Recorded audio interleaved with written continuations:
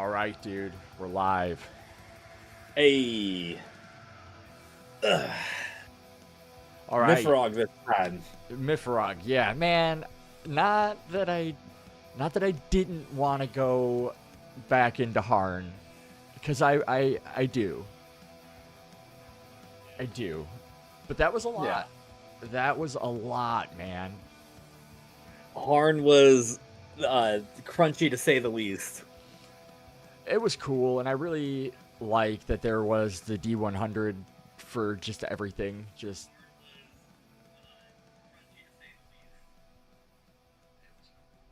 I hear my own. Whoops. Yeah, I turned down mine too just to check to see if that was. So I heard it come through. Uh, yeah, well, yeah, as long as I can still see the chat. yeah. So all right, we're live, and today we're gonna talk about MYFAROG. The big plan for this stream was to talk about ReconQuest, or is it ReconQuest? ReconQuest? Yep. Recon. Reconnaissance. Yeah. Yeah, is it ReconQuest or ReconQuest? Capital R, capital Q. From every time I type it in, I get like some Spanish Reconquestista. I don't even know. Yeah. Apparently, yeah. it was a historical thing. Oh hell yeah! Every time I looked it up, there's like actual video games called ReconQuest. Oh no It's shit! Some of them are like top-down, like army builders and stuff like that.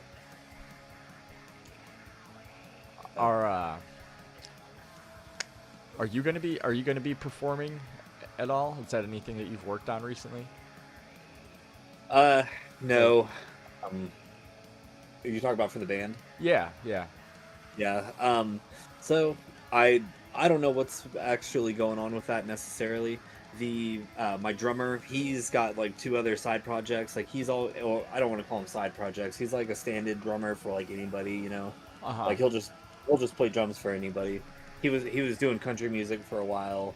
He's doing like a prog rock band right now, called Stoned Ape Theory. That's his big one. He was with them simultaneously when he was, and we played the same show one time. Like, so he played twice, which was pretty funny and all. But yeah, No way. We were working on a new song and stuff, but nobody's been like, hey, let's practice or anything like that, and I get so tired of talking to myself in the group chat and stuff. So I just sit back and wait for them to pull the trigger on it, because I can make time, it's them really. So, but yeah, the new song is going great, and that's just it's nowhere near finished. Yeah, I didn't realize how great you guys sound. Now that you've got the PC set up and stuff, we'll have to start making some music together too. Absolutely, I got my Focusrite set up. I have to reset it up because since I've had to restart my computer multiple times now, I just have to re-download all the audio drivers and stuff for it. And then I have to go get my bass as well too, because all I have here is my acoustic bass. This big boy right here. Oh, that's cool. So is that a Dean? Yes, and it is the acoustic electric too, so it'll plug in. Yep. But I had an acoustic electric bass a couple of years ago when I lived in Lawrence, and oh hell yeah, it was a Guild, and yeah. I ended up selling it. It just took up room, and I wanted the money somewhere else. Yeah, I got this for super cheap, man. I spent like $200 on this, and I was like, score, and it saved me a couple times. We played an acoustic set, and then one time, the guy that was like managing our band, like he was like getting us all of our shows. He called my drummer fucking stupid, and I was like, hey, you don't fucking talk to him like that. Only I talk to him like that.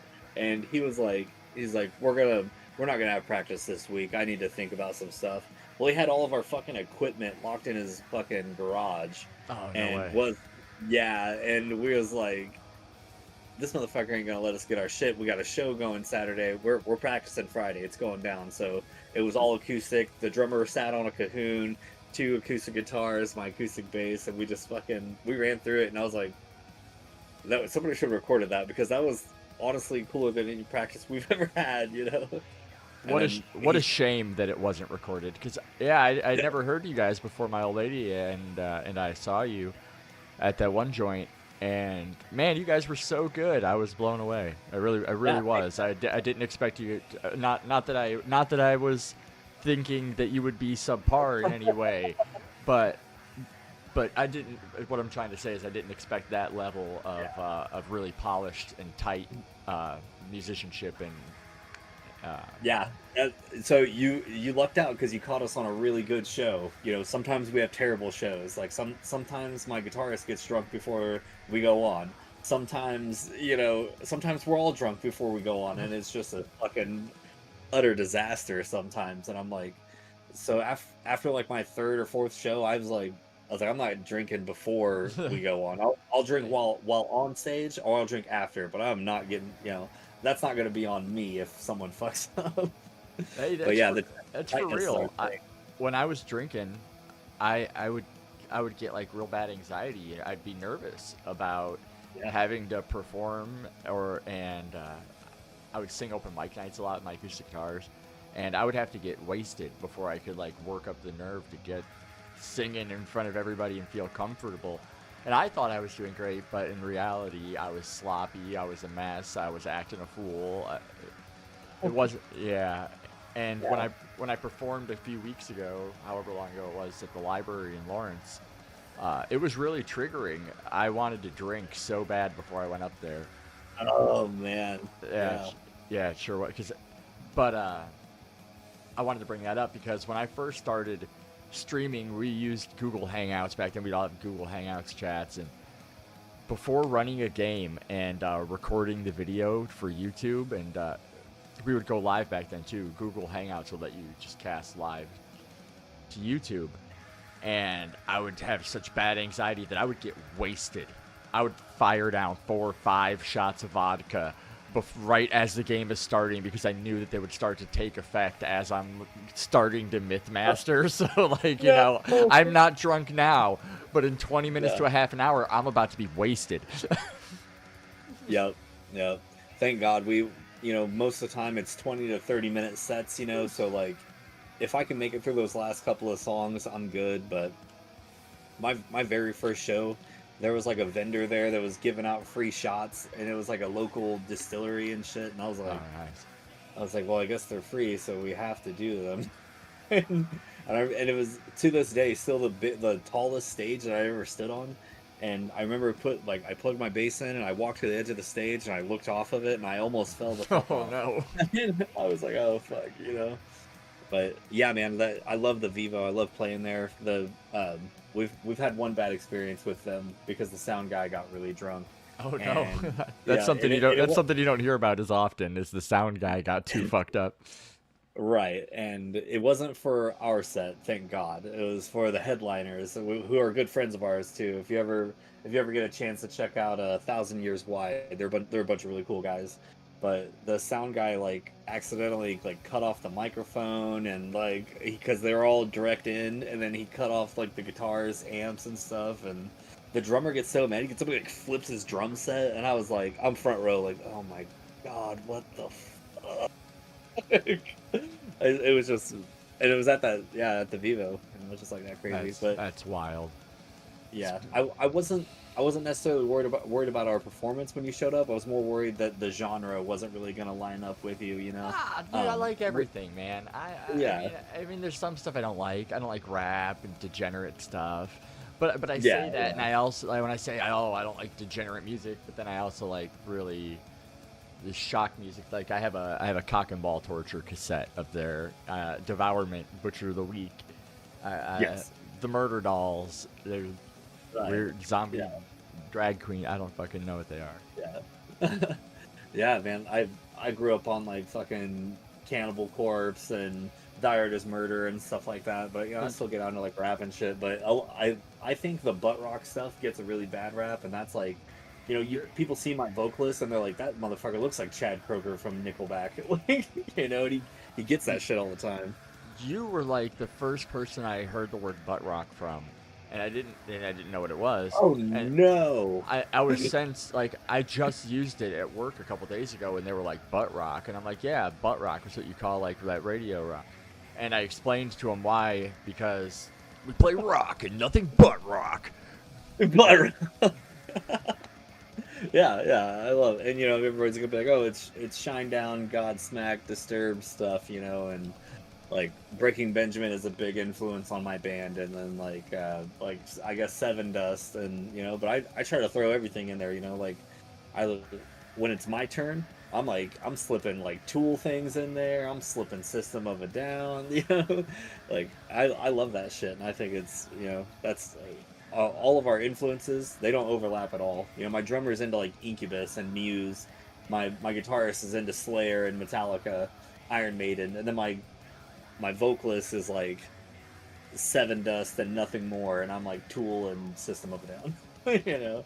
So We really want to start. Me and my buddy Mike want to start making magic metal, like esoteric, like occult rock, like Black Magic SS. It's similar artists. The Gates is another really good one. Their album of Pandemonium is awesome, but magic metal has been circulating, and it's great. It sounds like psychedelic '60s Doors, Led Zeppelin, black metal. that's And dope. Oh, I can it, get behind that. yeah, it sounds like the Doors were murdered in some old German castle, and then some necromancers came there, resurrected the Doors, and they played music in that castle. That's what. That needs to be the whole theme of the album. That needs to be the theme of the album. Oh my Yeah, god, the great. Black Magic SS kicks ass. I'll send you some of their stuff. That's cool as hell. I love that. Definitely send that. But, So yeah, man. But dude, I would get like that's probably why a lot of my old MYFAROG. I have a lot of MYFAROG videos on the channel that I haven't deleted. I can't quite bring myself to delete, even though There's no chance of ever probably making them public again. No, keep them. Keep them forever. Yeah, those are probably for me. But I would be wasted. I would be absolutely fucking. And I ran like a decent game, I guess, for a beginner at MYFAROG who was just. I didn't have a job back then, and I was just stuffing my face in MYFAROG 24/7. That's all I wanted to do. But then when it came time to like run a game, and I was an alcoholic. I am an alcoholic. I just don't drink now. And I would want to drink anyway, but before running a game or even playing a game, I would have the worst anxiety, and I would get trashed before going live. And it's much better just not being wasted. God, it feels much better to stream with a clear head and not be making a fucking dumbass out of myself. The only thing being drunk does is make it so you're not aware of like how embarrassed you actually are. Like when you're sober, you're like yeah, I'm embarrassed, but you have a lot more control over it. You have a lot more control over how the embarrassment hits you and stuff. But yeah, absolutely. Mike has the worst stage fright ever. Like my front man, he's terrified of being on stage in front of people. So he's like he wakes up and starts drinking beer, but you'll never see him drunk. You don't know what he looks like sober. And when you see him sober, he's just sad, like he thinks that he can't be happy when he's sober, so that's why he drinks so much. But yeah, you would never know. That sucks. It's a bitch, dude. Quitting drinking was probably the hardest. It is the hardest thing I've ever fucking done in my entire life. And I've been 3 years without a drink, and it feels good. I wish I could make like confetti explode on the screen right now. Damn, or if there was or jizz or. What are they? There's like, I don't even. Streamers and shit. Yeah. I wish I could see. Not that I have anybody in my chat. But I wish I could see it. I bet I can. Let's see. I think there's a way to copy your URL for your chat and then put it in like one of the in the captures. Do not know. Yeah, when I did that Twitch stream earlier, I was able to I just had my chat pulled up on my second monitor, and then I had my iPad pulled up. I got my iPad just like this with the chat on Oh, it for the oh, Twitch. nice. Okay, yeah, that's what I'm doing with my phone. There was like a chat bubble when I did this the first time, and that's it's never been back. I don't know what happened to it.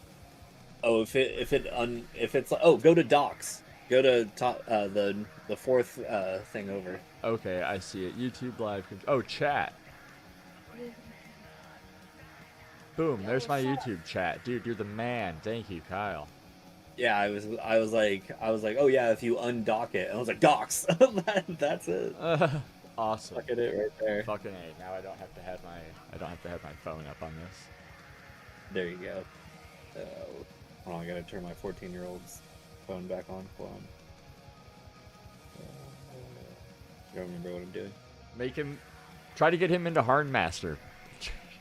Oh, yeah. You play Harn now. Or you're grounded.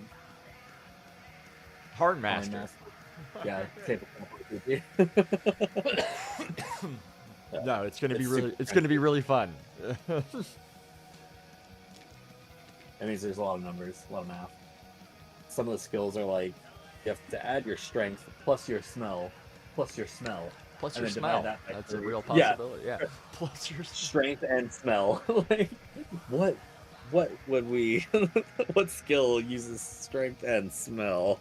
Yeah. But no, it would be like What? Right. But it's like your will plus your smell plus your sight. You know, just things like that. Divided by 3, add your sun sign to it, and then that's your mastery level.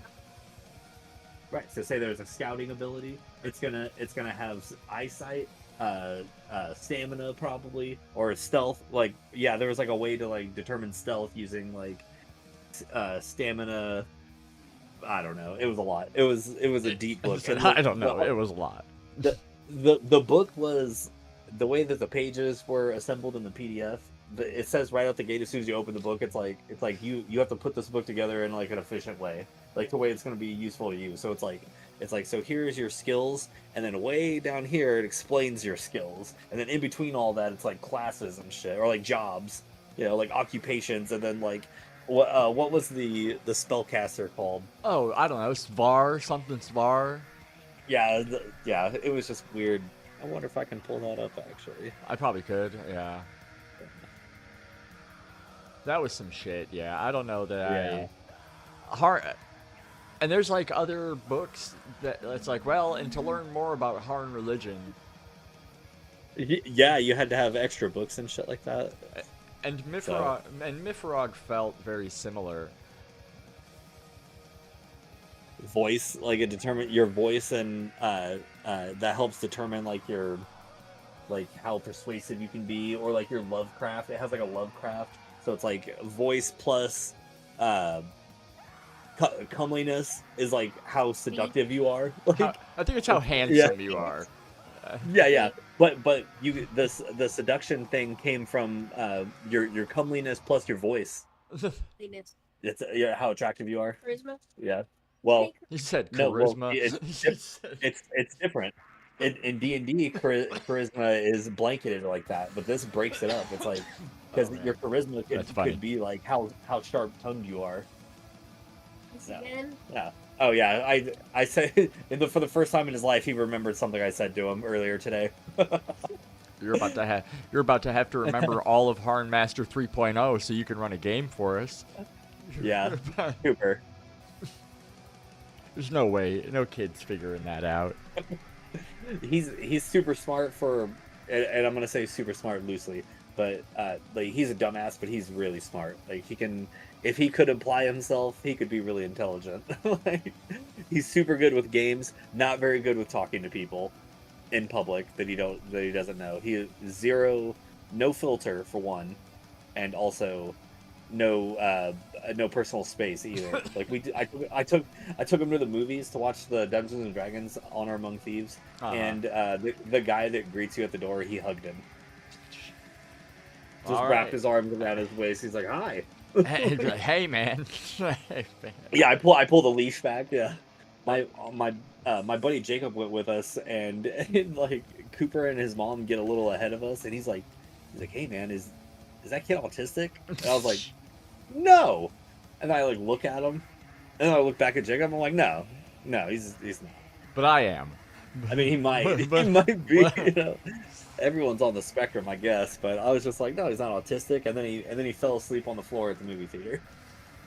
So, He when wasn't I making a great case for himself.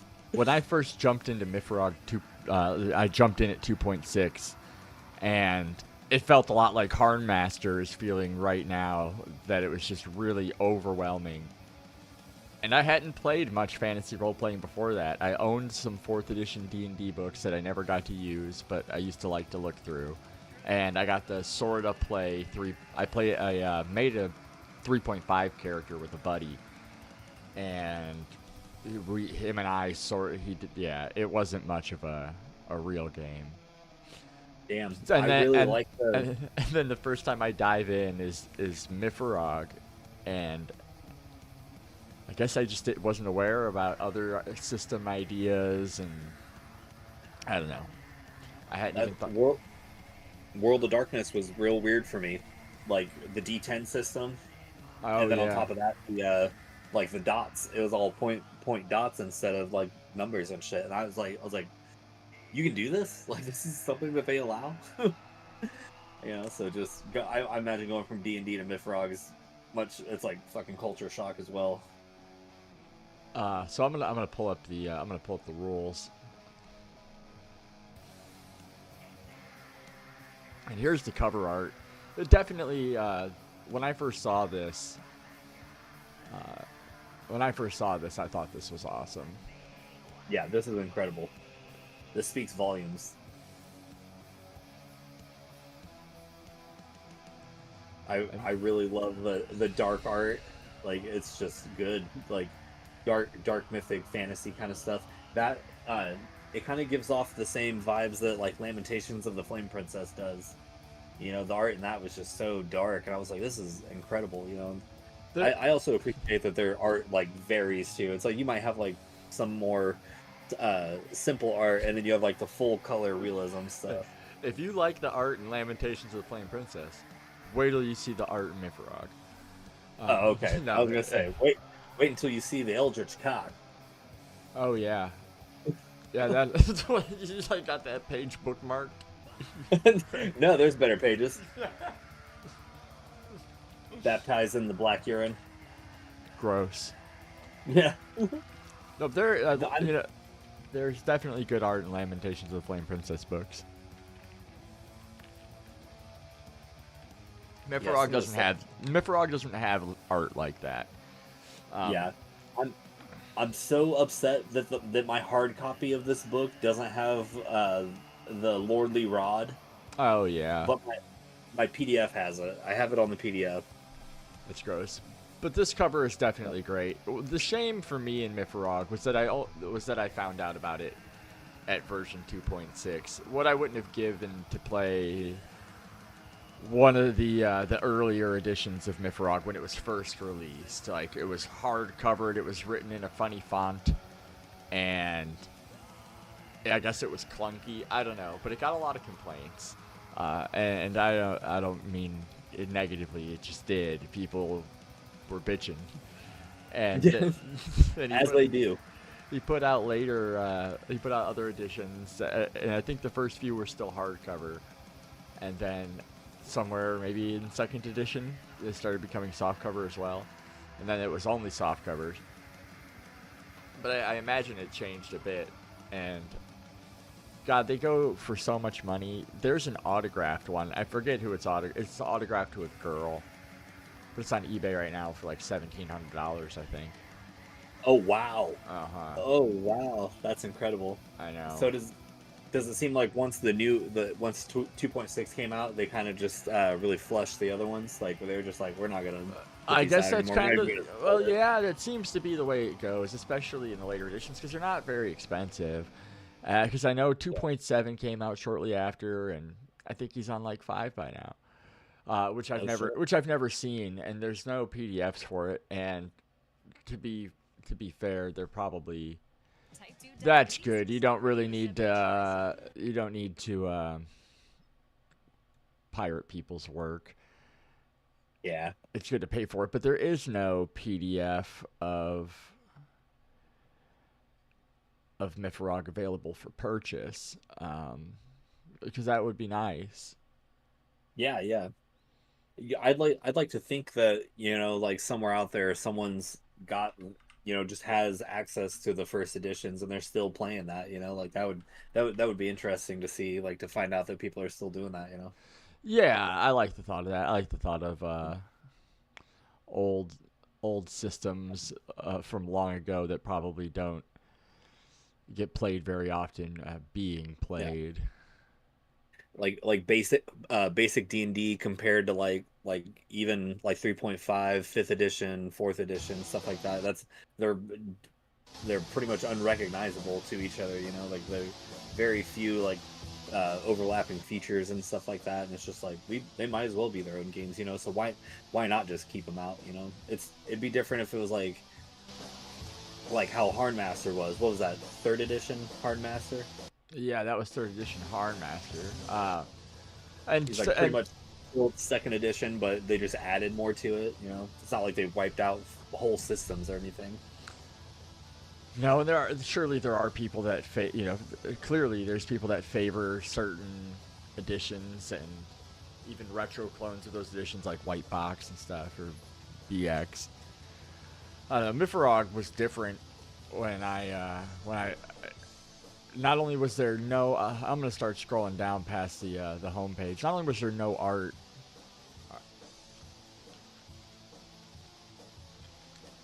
but boy, it was intense.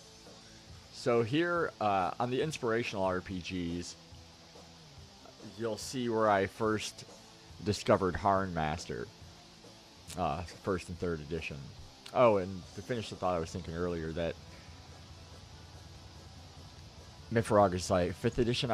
It's like $20 on Amazon. Yeah, we shouldn't make PDFs of MYFAROG 5.0 if you can just buy it for $20. Right. And why? And I paid $20 for the last edition, so why not just move forward and just see what the next one's all about? Yeah. Because you're not in Dungeons and Dragons, you could rightly be pissed because you're paying a lot of money for those books. But it's $50 for bullshit. I know. It's a whole $30 more. Yeah. That's just crazy to me, you know, like. And then when when Hasbro and Wizards of the Coast, they try to like put that stranglehold on D&D, like that. I hope that they know now that they don't own D&D at all. Like, man, like Dungeons and Dragons belongs to the people, and you're never gonna gatekeep it so tight that people have to like pay you to actually be able to play. It's like, no, we don't need your books. Your books are nice, they give good direction, but no, we don't need your books. I think Gary Gygax had said something to that effect, was that like his worst fear was the people realizing that they don't need us. Yeah, absolutely. No, we needed Gary. Like, and then who is his partner? Arneson, Dave Arneson.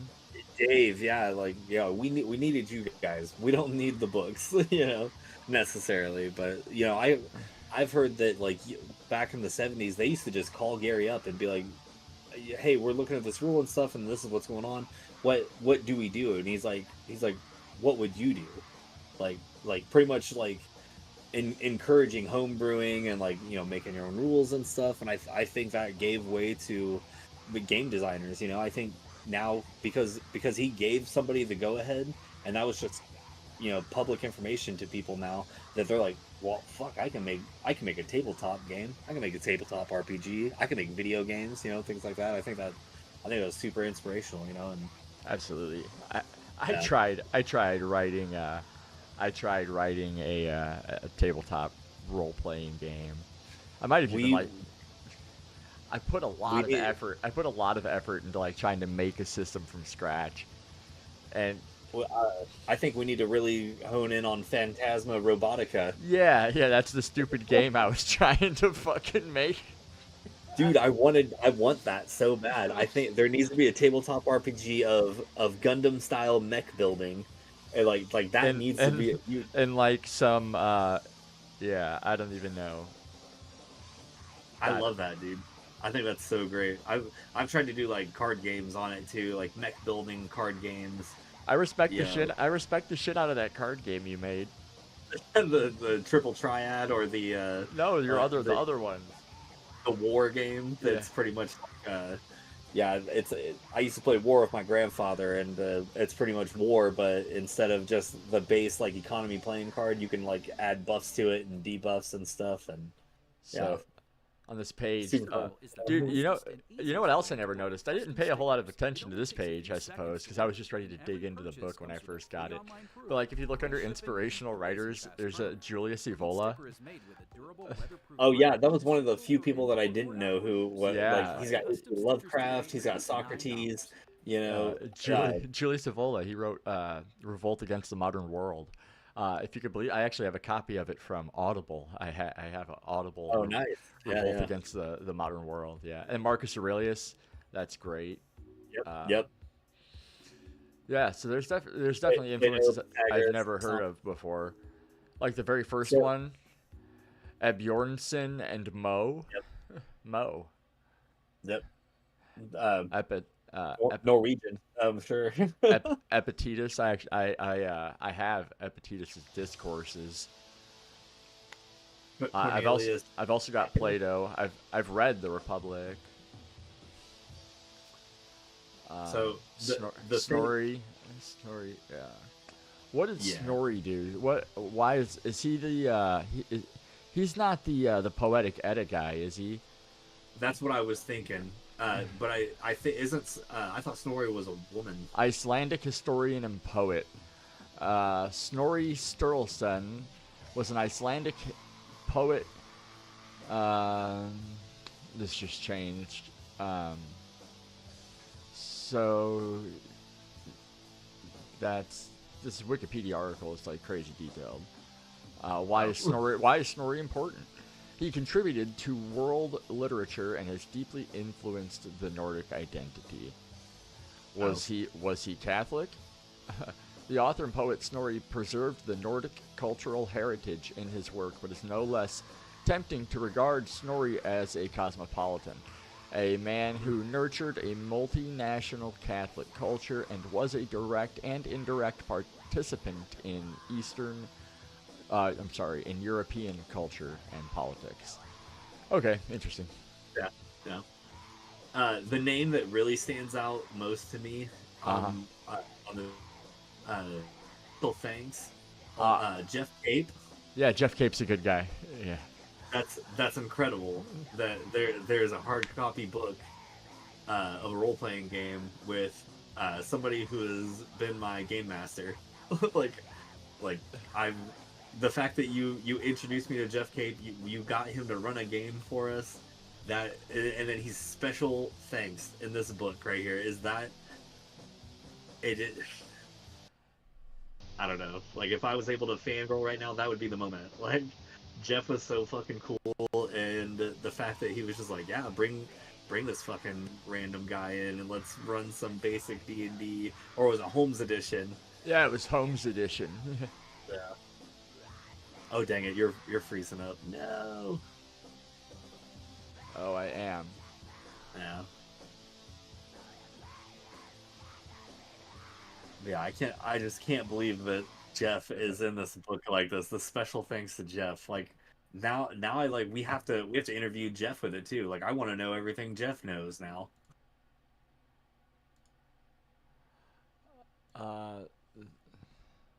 This is unfortunate.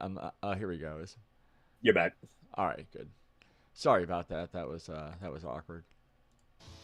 Apologize for nothing. It's all right. This is still a learning process. Doing this whole streamer bit. It's all a learning process. It's still trying to teach ourselves this software. And that was okay. So yeah, Jeff Cape though. Yeah, he's a great dude. Nothing but the best. Every time I've gotten to run or play in a game with him was always an honor. Yeah, he's good. Dude. That's funny though. I never noticed Julia Evola was in the inspirational writers. Badass. And it says That was MYFAROG was originally made as an educational tool for homeschooling. That's interesting. I get. That's Yeah. like Varg's living the dream, man. He's just off grid, a beautiful family. Uh, just that's how everybody should fucking be, man. Cities are the worst. When I have to go, when I have to go into Kansas City or like go into Wichita, it fucking sucks so bad. I hate it. The word. I want to Yeah. I want to just be away from everybody. That's what Shelby and I were talking about on our way to Lawrence today. It was like we'd see like an open plot of land of like how much do you think something like that costs, you know? And that's like the whole reason that we're even like delving into like financial literacy at all. You know, like we got all the you know, all the Dave Ramsey books and stuff like that. And we're just you know trying to do the baby steps and then do the you know the make your money work for you type of thing and whatever. You know, we're trying to just spend less money on bullshit that we don't need. You know, It took it's been bad. It took me 3 years to get my credit right enough to be able to buy this house. Yeah. Yep. Absolutely. And that's pretty much where we're at with it. We got to get that credit lined up so we can just. I want a loan for some land, and then maybe that loan will turn into like a you know like a building loan or something like that. We'll just get all that fucking set up and. Shelby wants to have her own farm and stuff like that. She makes sourdough. She makes sourdough all the time, and it's super fucking good. That's awesome. I like my old lady and I will make Irish soda bread because we don't have like a bread mixer right now, and it's pretty easy to make without a bread mixer. So we'll make Irish soda bread. Right. Yeah, that's dope. I'd like to try that sometime. I've never had it. Yeah, it's good. So who else? So not only Jeff Cape was in this, but Ian Christensen. That guy was really cool. He ran a good game. It was always an honor when I got to play with him. So I'm going down to table of contents, and on table of contents, there's a whole bunch of stuff. Got 2 big rows, and you're going to see some unfamiliar lettering in Seether, number 12, and Asatru. Asatru? Asatru, that's what they say in prison. Yeah. Hey man, you Asatru? Are you an Odinist? Well, dude, that was like the biggest mistake I ever made was marking that Asatru fucking checkbox when I was in RDU. Yeah, it was rough. You think you're gonna be in a room with people that share your ideas and stuff, but nope. Prison politics are fucking goofy. Yeah, prison politics are crazy. So we've had people popping in and out of the stream. I've had this many as too, and nobody's saying anything in the chat. Oh yeah. I don't have anybody on the Twitch. Most of like the people that were following me on my Twitch, they're early birds. Yeah, they're not gonna be on Twitch at 9 o'clock at night. Well, it's 11:20. Well, yeah, we've been going for 42 minutes now. So yeah, there's a lot of stuff. Yeah. But we can still continue forward. We have an introduction to MYFAROG.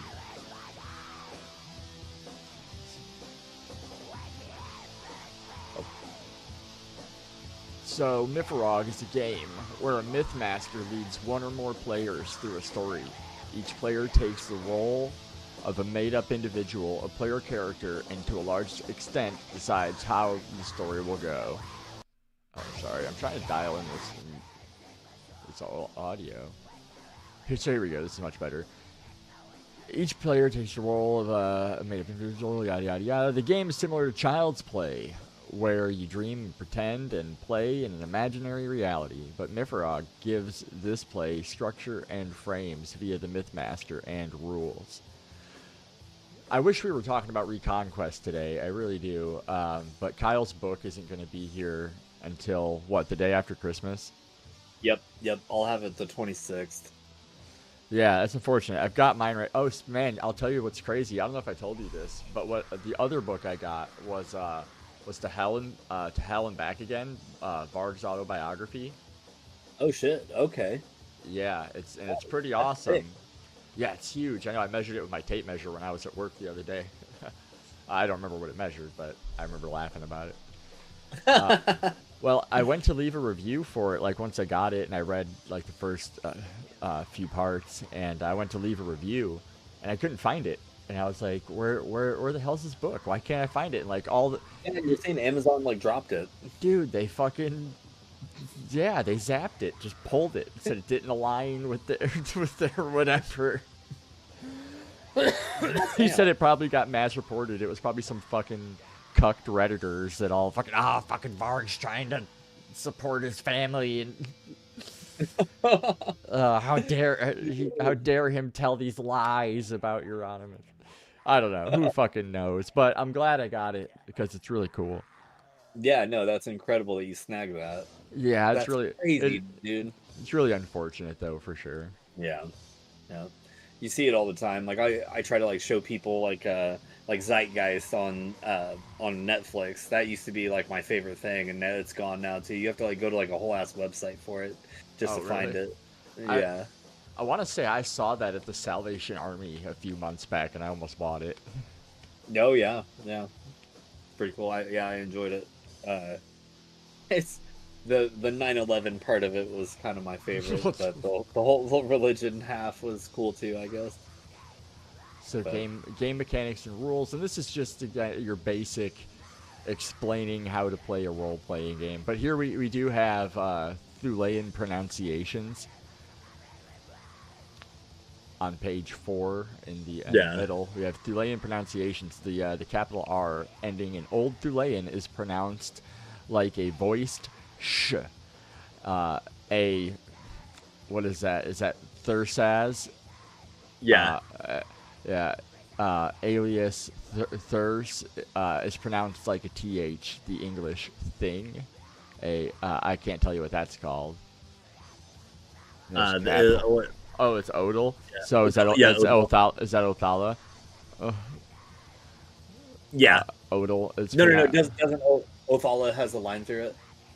Yeah. Well, Othala is like Anyway, pronounced like th in the English. Because that definitely doesn't look like Othala. It looks like an O with two like. It looks like the Yeah. Yeah. Like the dots above it. It's telling us it's pronounced like a th. All right. The purpose of the game is to have fun. Absolutely. Yeah, I remember thinking that this book was silly though, but like I was so invested in it. I was like, this game rules, and I'm gonna be a part of it. And dude, I met cool people, dude. I have like homies to this day that I love to death. So I'm just scrolling around. I'm going on to the next page, page 5. We have the round: declare actions, check initiative, perform actions. Jeez, these freaking YouTube ads. Just trying to listen to this. I don't even know what this is. Satanic War Master. Oh yeah. Yeah, it's good. And the volume always like turns up a little too high whenever I bring it back from mute, so I have to pull it back down. Otherwise, my voice audio might not be so good. So sometimes there's no need to use rounds, or it is better to use rests, like when the player characters are out traveling and the Mythmaster tells them how many rests they go. A rest is how long you can travel before you need a short rest, i.e. normally about 2 hours. But there are no wristwatches or cell phones in Thule, so they use rests instead. See the Land of Thule for more details on the different units of measurement in Thule. You're going to notice a lot of like complexity and crunch in this game too, and it's for the better. Yeah. MYFAROG, this old, because I've never played any modern editions, and with talking about, I don't have 5th edition, and this was a PDF that I found, and this just also happened to be the edition that I played back in 2016, so that's kind of funny too that this is also the edition that I had. So here we are, just kind of going back, revisiting it, and talking about it, since we're gonna have to do the ReconQuest stream after Christmas. And I don't even know what we're gonna do after Christmas. We talked about going out to Eureka Springs, Arkansas, Arkansas. It's a little vacation out there. Maybe, I don't know. Yeah, We've I been mean we've been wanting to go out there for a while. it's gonna pale in comparison to Cape Cod. I don't even know why. Yeah, dude, Cape Cod was nice. Nantucket was cool. I'd want to go back and Mm. only stay on Nantucket. Oh yeah, Yeah, yeah. and just like it be away from everyone.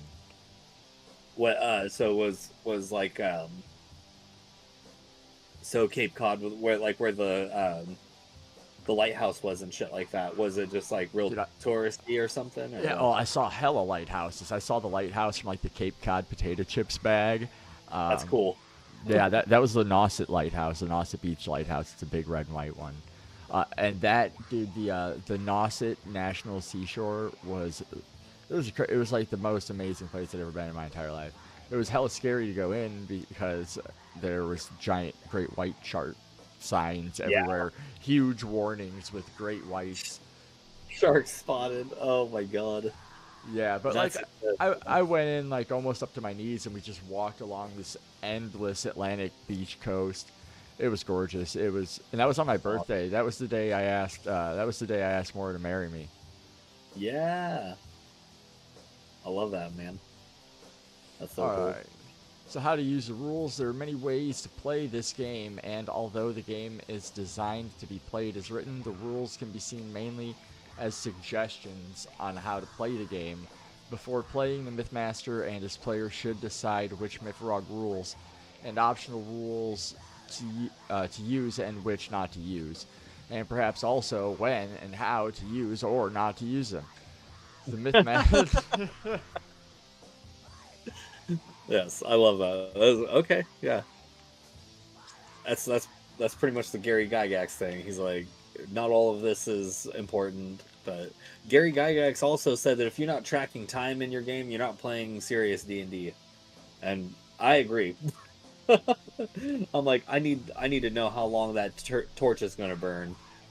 Yeah, But for sure. yeah, this is the rule of cool and the rule of fun right here. Yeah, it's like if it's not fun, don't fucking use it.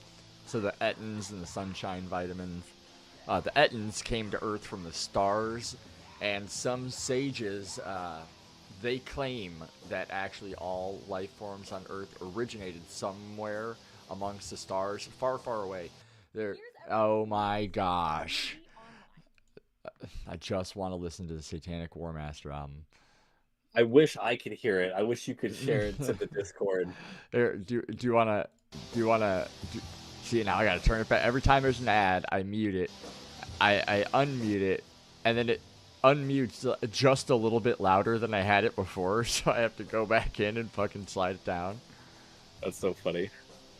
I'll send it to you. This whole album kicks ass. The first track, Vampiric Tyrant, is so good.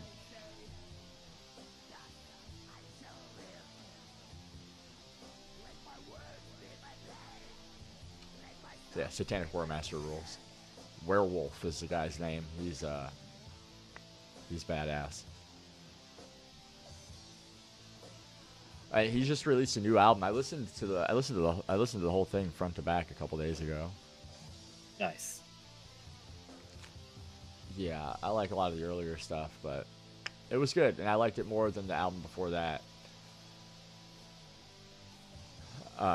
Yeah, so there, I sent it to you in the chat. Okay. It hasn't opened up yet.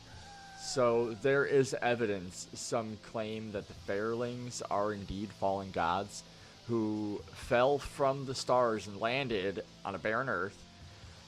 If so, were they sent there because they made a mistake?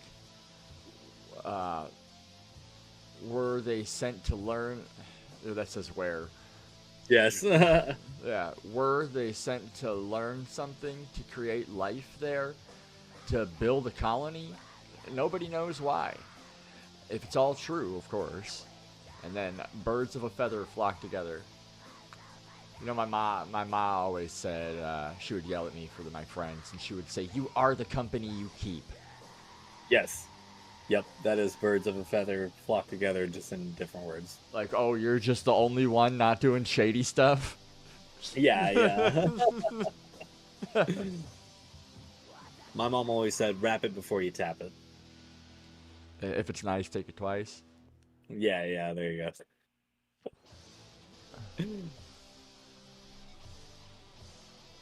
Yeah, this album rips front to back. It still didn't pop up in the chat.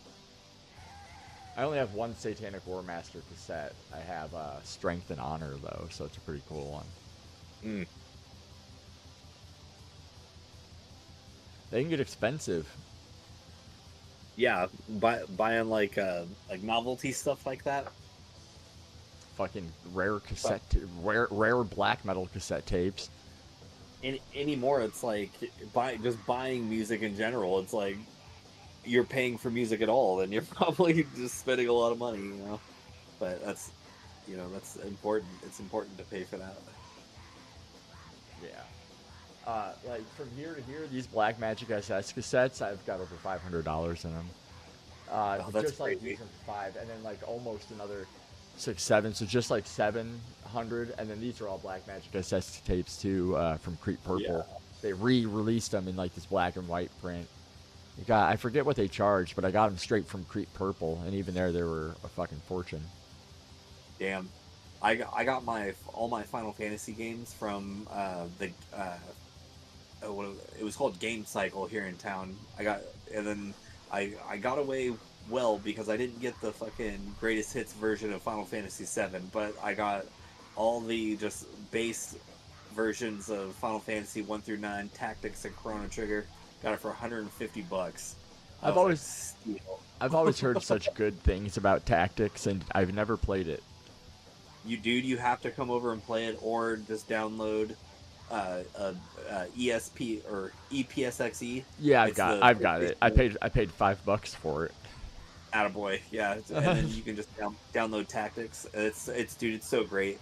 I've never played War of the Lions. In War of the Lions, you could be a Dark Knight.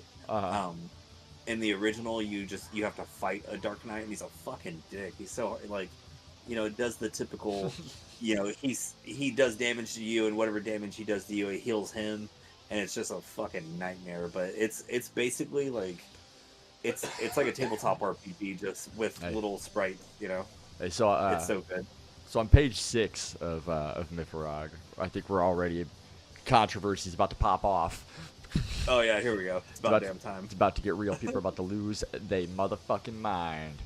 First of all, the players need to create their characters. So we have racial background, gender, attributes, social class, birthplace and life stance, cultural background, tribe name, age, talents, character roles, gear, calculation, and names. And we're going to talk about racial backgrounds, and then just here's the races.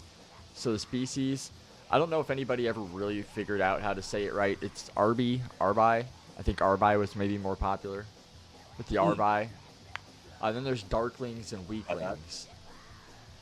And people were accusing Varg of,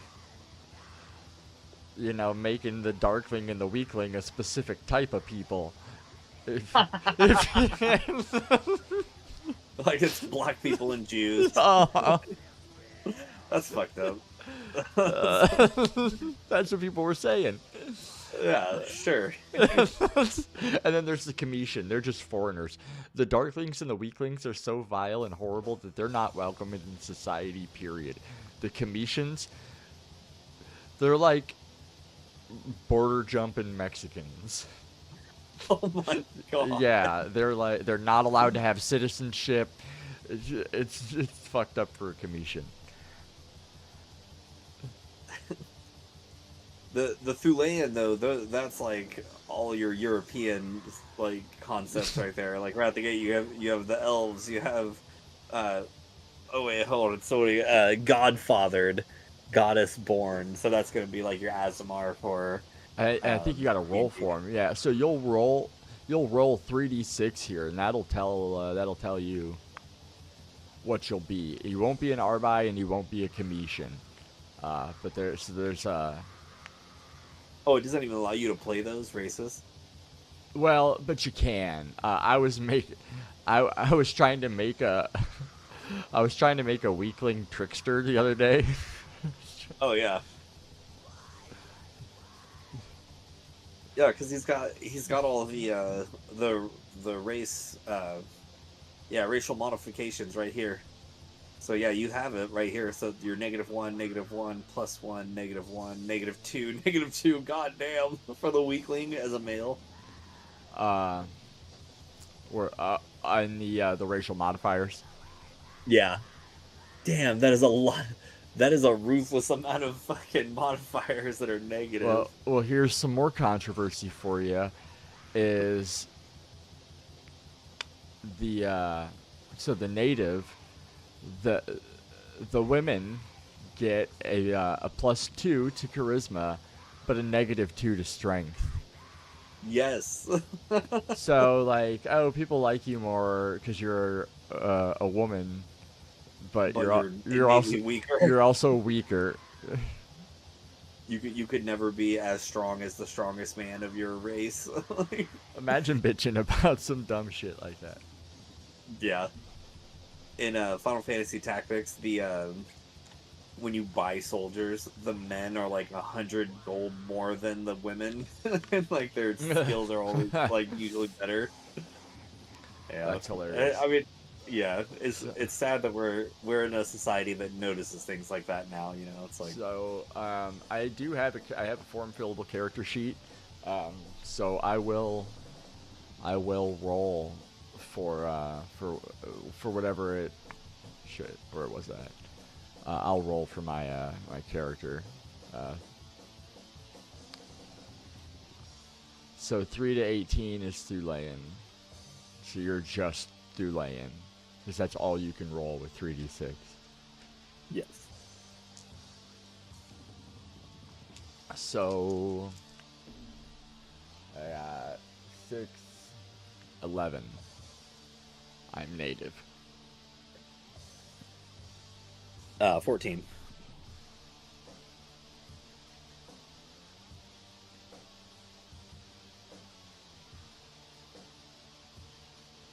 Native. Yeah. Well, it's super easy to be a native. That's a huge mark right there. Is that my race? Yeah.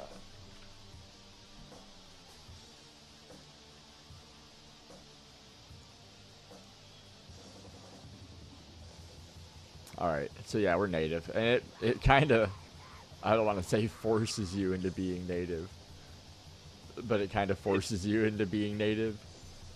Hey, that Harn book was like, we're gonna give you a real good chance to not be gay. Like it's like, But the fact that the dice could not favor you, and you end up having to play a gay prostitute, like, like what? Really? I rolled a fucking, because the dice determined it all, and through the Yeah. dice, you could have ended up homosexual and a prostitute.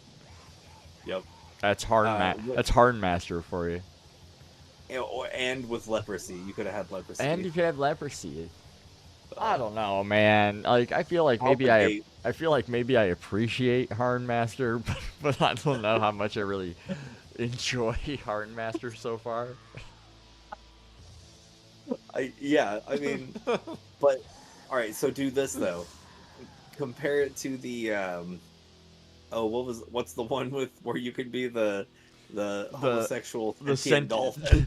the sentient homosexual transgender dolphin. That was Blue Rose. We could pull it up. Blue Rose. Yeah, that one. Let's pull it up. Oh, is that affecting? Oh, it is affecting my stream. Okay. Sorry about that. So Blue Rose RPG. And it says Blue Rose is a fantasy tabletop role-playing game in which the player takes the role of heroes in the world of Aldea. And already I don't really know what to make of the art.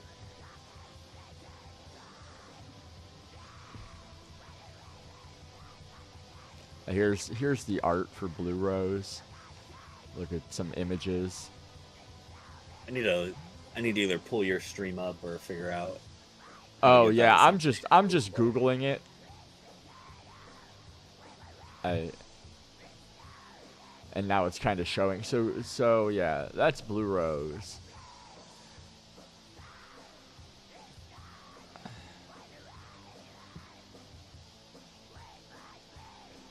And in this game, there are rules to be a homosexual transgender sentient dolphin, like you're self-aware and you're a dolphin, and you're also gay and trans. I don't know. I mean, it's not like it's like pushing it on you, but it's Right, yeah. But it gives you the option. It's like it's there, you know. My, my very first Shadowrun character that I tried to make, I was like, when I found out you could get like body modifications and stuff like that, like they could turn you like pretty much cybernetic.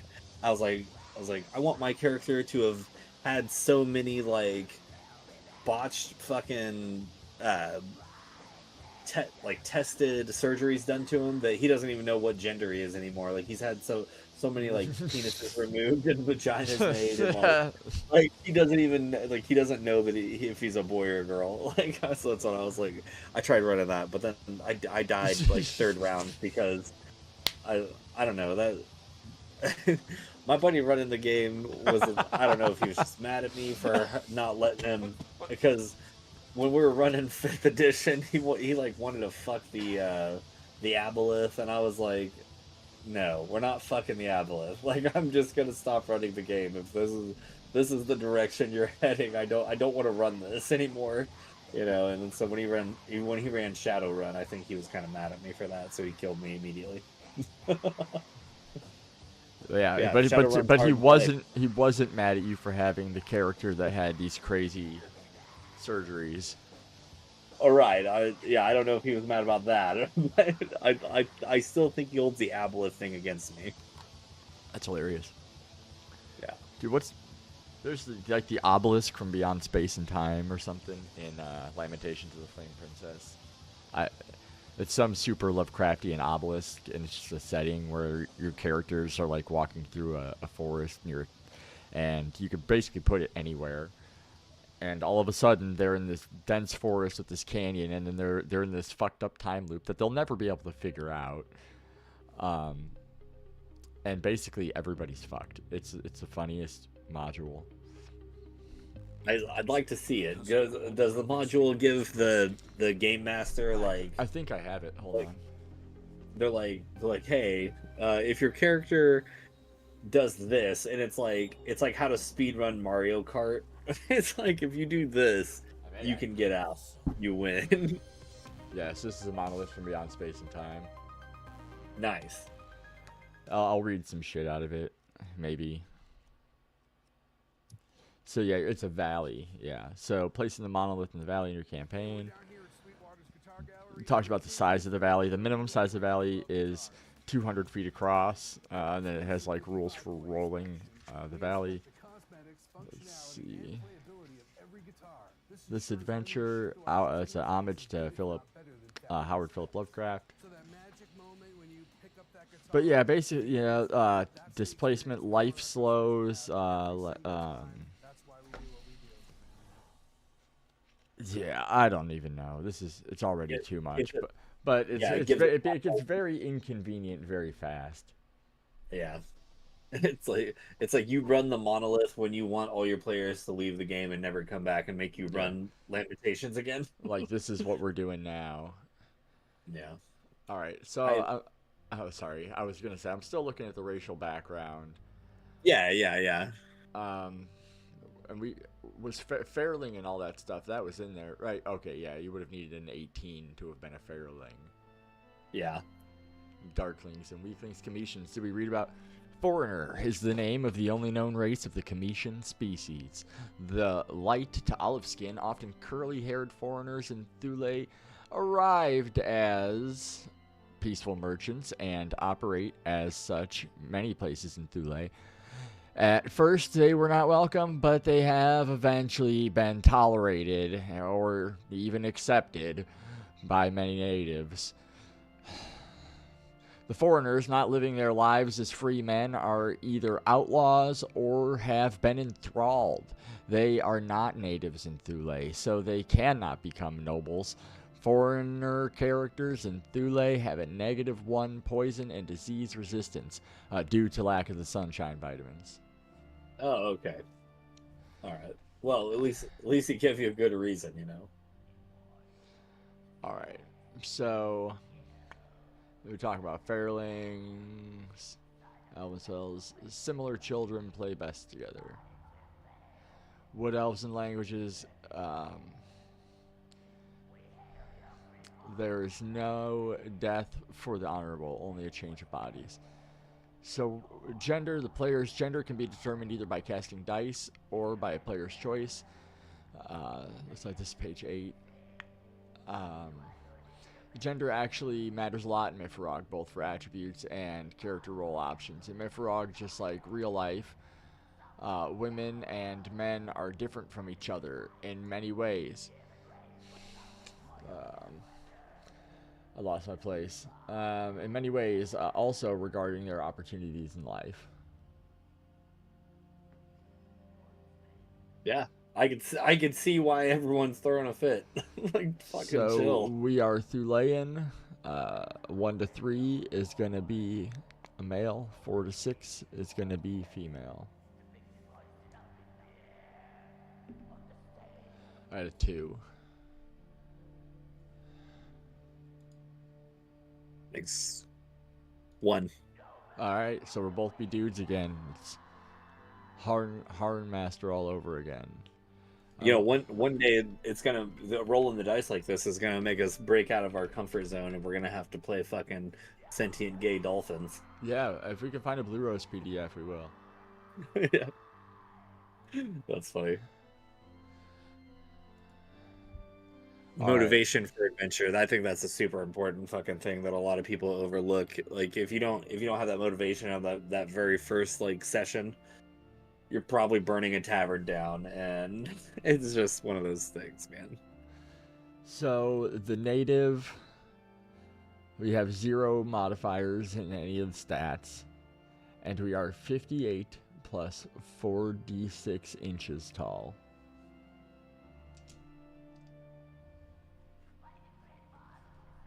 I guess I'm curious.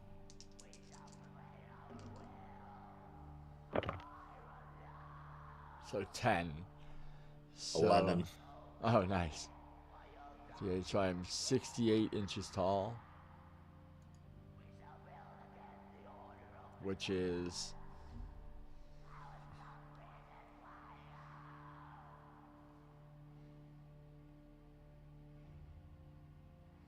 is 5'6".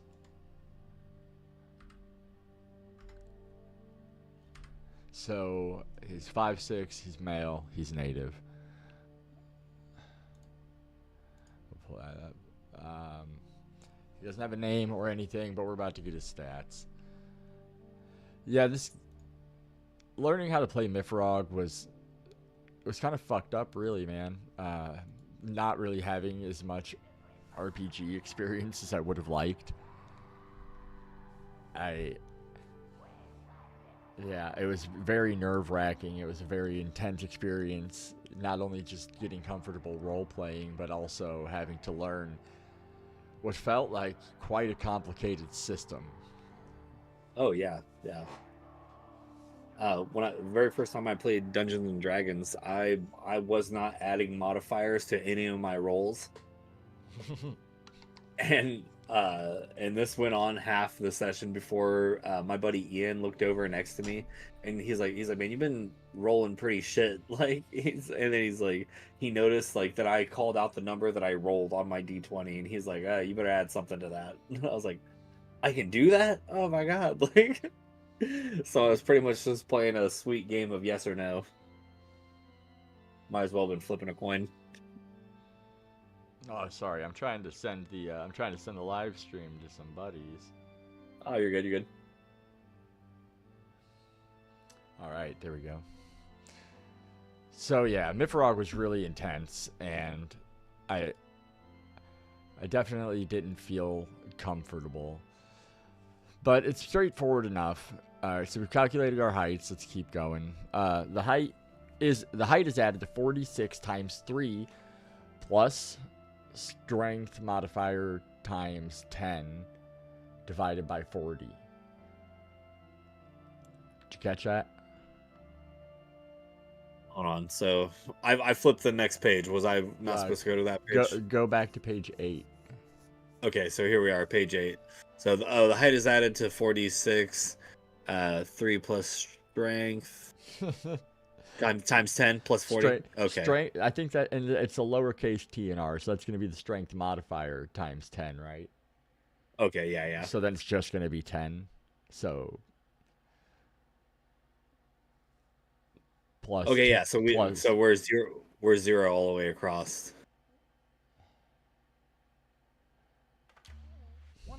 Yeah.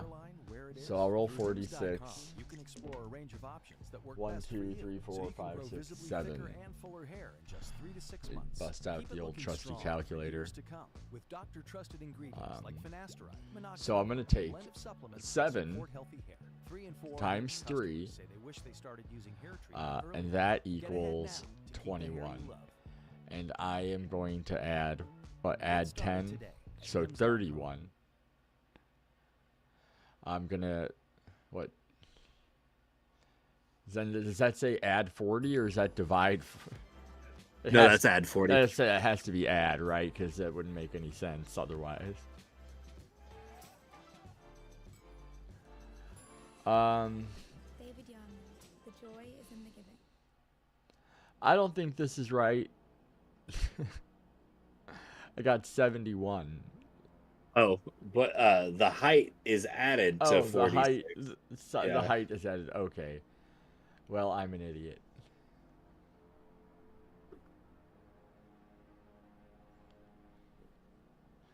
So 139. Let's go back to the character sheet.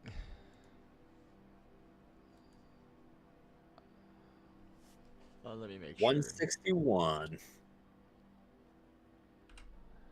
I think it's 139. I just want to make sure.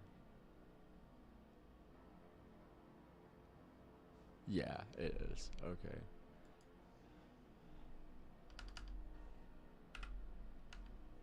So my height is 68 inches. I'm 5'6". My weight is 139 pounds. It's probably going to make me small.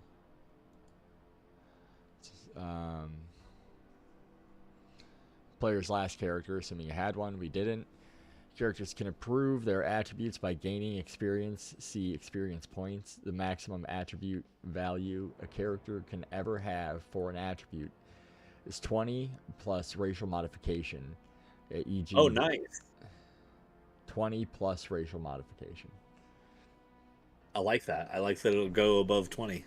So here's our little determine the attribute's influence on the skill and other factors in the game as necessary to find the attribute modifiers. So we still haven't rolled any of our attributes yet. Mm-hmm. Is that coming? Surely we haven't done that yet. Flip forward a little We bit. we didn't pass it. We might have passed it. Birthplace stuff, age, talents. Yeah, I'm going back up from there. I'm on page 12 going up. Like, here's the sizes. So I'm 139. That's medium. So I get no plus and minus for size. But where's rolling the attributes? We got to figure that out. I think we passed it. So yeah, there are 6 attributes for characters in MYFAROG: Charisma, Constitution, Dexterity, Intelligence, Strength, and Willpower. Charisma determines the character's relationship to the spirits and the divine and is the sum of inner and outer beauty. Con determines the general physical fitness and the quality of the immune system of the characters. Dex determines the balance. We know what all this stuff means. But down here, the next paragraph, so the player finds his character's starting attributes by casting dice. He casts 3d6 twice for each attribute and picks the best result for each. As we can imagine nature picking the best genes from the 2 parents, he then adds the racial modification to the result and writes it down as an attribute value on the character sheet. If an attribute value is greater than or less than 3, the player casts again for that attribute until he gets an attribute value that is greater than 3. Okay, so you can't be below 3. We are native males, and we have no modifiers for anything. So we're gonna cast. It did say 3d6, right? Yeah, he cast 3d6 twice for each attribute. So start charisma. Let me grab 3d6. 6, 10, 11. 4 and 7. So I'll take the 11 for charisma. Fucking 8. Is that your first roll? Yeah, well, both. It was 8 and then 6. All right. Well, could be worse. It could be, yeah. You're right. You're right.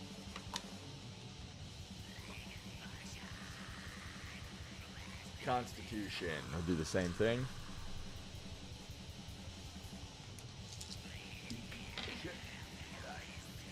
Six. I got 12, my first roll, 9. and 6. So I'll take the 12 for my Constitution. Dexterity's coming up next. That is 11, 12, 13, 14. Not terrible. 8, 9, 10. So we'll take the 14. My character is going to be a fucking paraplegic. I already know it. Okay. 10. Let's see what the other one is. Oh. What, your dex or your intelligence? Dex is 10. Alright, I got 7. And 15. Oh boy, I needed that. It was funny how good our Harnmaster character stats all. My Hardmaster character would fuck up my MYFAROG character. Oh, that's so fucking funny. 9. Dude, Satanic Warmaster kicks so much ass. I cannot wait to check it out. It's gonna be the shit. Oh yeah, so strength. Alright, don't be a wuss. 12. 9, 10. I'll take 12 as strength. I rolled 14 twice. Good. Good. Willpower. Alright. What do you get? Ugh. 6. Let me roll again. 5. Alright, 11. And 8. I'll take the 11. So those aren't the worst stats I've ever seen on a character. 8, 9, 10, 9, 14, 6. Yeah, that's a little rough. You'll die with 0 modifiers on everything. You die with glory, and when you roll my next character will get a +1. Yeah, you'll get bonuses with your next character. But it doesn't say that my character has to be descendant from that character, or is that just a way to prevent the death spiral? I think you just get to have some sort of buff. I don't remember what exactly. I do remember I ran a game on my channel called Dead by Dawn, and this kid I knew in real life, Mason, he wanted to play, and he didn't really know MYFAROG, but he bought the book because it was cheap enough on Amazon.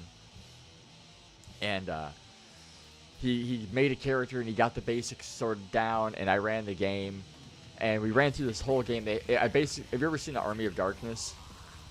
Yeah. I basically stole the plot for that. Instead of the Book of the Dead, they had to go get this sword. It was in the cemetery. It was the Army of Darkness, but you know, my God. they were all thralls. They were brought before the May King, and they were said that they have to go quest for this sword. Hell yeah! I thought I knew what Army of Darkness was. I'm thinking of something else. That's funny though. That's so cool. Yeah, I love that. I love ripping off movies. Well, when they came back, they had the sword, but they didn't say the words right, and they had to take off with the sword, and the Army of the Dead awoke, and they made it back, and the May King's tripping, the sorcerer's tripping, everybody's tripping, and they fight the Army of the Dead. They did whatever they did, and they fixed it. Everything's fine, and they're being awarded lands and everything. It's celebratory, and one of the conditions. Oh, that's what it was. Forgive me for not remembering correctly, but in order to make it go away, one of them had to give their life to be sacrificed with the sword that they brought back. So they brought back the sword. It was like, because you made this mistake, one of you has to be sacrificed in order to make. Oh my god! In order to make. And Mason, he goes, "Me, my lord, let it be me." He was way too eager and excited. He's like, let it be me, please, my lord. I'll do it. I'll be sacrificed. That's so good. What a team player! I love that. But he got to have some buffs when he rolled his next character up. Yeah, yeah. All right. So it looks like I've got all my main stats. Let's take a look. I'm just letting that ad play. Sorry, people. Forgive me. So the modifiers. 15. MYFAROG's pretty rough. I don't think MYFAROG's going to give me any type of bonus at 15. Yeah, value. Oh, I do get a +1 at 15. Okay. Do you get any minus modifiers? Oh yeah, that's what I think it. Well, I definitely do for that 8. I'm pretty sure. Let me look at that real quick. Oh, is it the next page? Yes. Okay, so for my 8, I get a -1. All right, yeah. So that could be way worse. Yeah. But then I got a lot of zeros. All right, let's go back to the rule book. My size, I am medium, so nothing. It talks about wood elves, the return. A good leader makes a good follower. How was the return of the wood elves to Thule? Were they welcomed? Were they recognized as the descendants of Elfborns who left ages ago? Did anybody even know some Elfborns left ages ago? And how did the wood elves react when they saw the Cometians in Thule? Do you think the Mythmaster, decide? You decide. Yeah, they were pissed. Fucking goddamn Cometians and Thule. Yeah. Yeah. That's amazing. Hey, I would, what would really be the cherry on top is if you get like halfway through this book and you like, if you added in like racial slurs for each of these races, like this is like just add a little bit of flavor to your role playing, but with this old timey language. Yeah. Yeah, you'd think about an ethnic slur for the Cometians. Yeah. So you stupid fucking Keem. Yeah. Do something about it, Keem. Oh my god, no. Bitch ass Keem. I'm gonna make a sticker. It's gonna say Keem for life. I'm like, I'm bringing it back, like Clerks 2. All right. So my willpower was 6, by the way. So I do have a -2 to will. Oh, that's rough. That sucks. I'll take it. I am a medium, though. I'm medium-sized. Oh man, my back is killing me from making all these characters. Yeah, carrying all these characters on your back. I work all day, man. I'm not used to sitting in a fucking chair all hours. It's killing me. I'm used to sitting like a shrimp in my chair. Oh, yeah. Just shrimped over. Just. So social class. Presumably we're gonna roll for it, or maybe we're just freemen. So there's noble, freeman, thrall, and outlaw. Thule. All right, so we're gonna roll a d20, and that'll tell us where we're from. All right, so we should probably read a little bit about social class. The social class per character is the same no matter which realm in Thule he visits or comes from, but nobles only have the right to vote in their native realms. MYFAROG is made primarily for players to play nobles or freemen for wood elves, but the option is given for players to play it differently, and character generation for freemen, thralls, and outlaws is included in the, for the Mythmaster to be able to create colorful NPCs. That was where I got hemmed up. My Arbai weakling, it wouldn't let me make him a trickster, so I just gave him all the skills and stuff anyway. Yeah, absolutely. I think And there's he like was- they're so horrible and unspeakable that they can't physically do those things. Because if anybody saw one, they'd be like, "Oh my god, you kill it. fucking monster!" Yeah, you abomination. I love that. So where's the chart on the D20? That's so I think it said it's designed for us to be nobles. Oh, okay. Noble have the right to vote at the thing. Parliament is always native in the realm where he received his noble status. If religious, see birthplace and life stance. He has an oathal property in the family, a piece of land belonging to the same family for many generations. A Thulean freeman who became a noble because he married a noble woman in a society with a predominantly Seether life stance did not need to be a native in that society in order to become a noble. No foreigners are allowed to vote or take over any oathal property in any realm in Thule. Period. Make Agadir great again. Yeah, you nailed that one. They're building a wall around Thule. Damn. Yeah, make Andalanga great again. I love that. That's so funny. Yeah, every time I mute the ad and then I unmute the music, it comes back like slightly louder before, and like I keep having like one viewer, then no viewers, and then like one viewer, then no viewers. Do you think it's the same person peeking in and out? I don't know.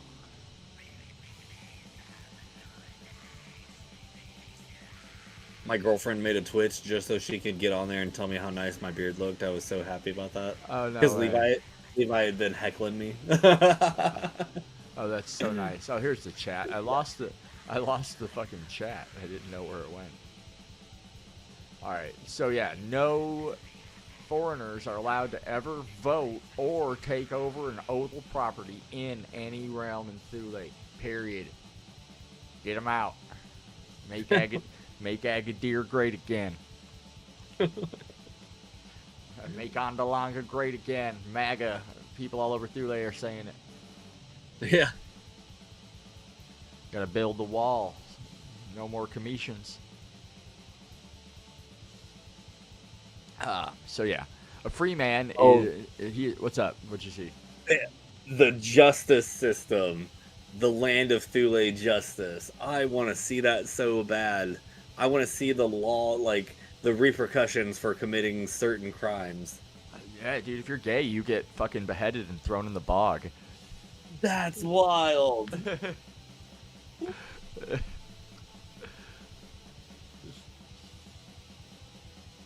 That's fucking crazy. These are details that, I never thought about running games, like when I'm running 5th edition and shit, I'm not like, well, if you get caught stealing, this is, I don't know, I'll probably just make you fight the guards, I don't know, Yeah, no, you can't be gay in Thule. Rough. Does it make us roll for it to be gay? No, it's not like Hardmaster. You don't have to roll to find out if you're gay. You're just like, it's not okay to be gay in Thule. Here it talks about Othala. The nobles of Thule are true nobles. They are almost always honorable men and women, good and just and hardworking, seeing it as their duty to do what is best for the kin, tribe, and realm in that order. Nice. Kin, tribe, and realm. A free man is free and owns himself. Unlike a noble, he has no right to vote at the Thing, Parliament, or the right to carry all types of arms and armor, see combat rules, and can only own a land property in Thule if he is Thulean. So again, no commissions are allowed. Surely there's some of them commissions that have been coming in. They're like illegally camping in huts and shit. Yeah. The damn Keems are fucking over there. You fucking Keem. I like your fucking. I don't like your fucking Keems around here. This is fucking Agadir. Make Agadir great again. Get you fucking commission. Get your fucking commissions. Goddamn Keem lovers. Here's like words I don't even know. Through laying outlaws, where they were most often honorable men once, who made one or more grave mistakes in life. Even though they are outlaws, they probably still have a sense of honor and want to do what is right. So most of them don't live like bandits. Oh, that's nice. It kind of lays out like the the alignment chart as well. That's kind of it feels like that's kind of like social class seems like it applies to your alignment. Well, it talks about Fehu as well. Fehu's like the F. It's like cattle, mobile wealth. Yes, the thralls of. Oh, yes. Somebody in the chat. It's. Of course it is. It's Peekaboo Wiener.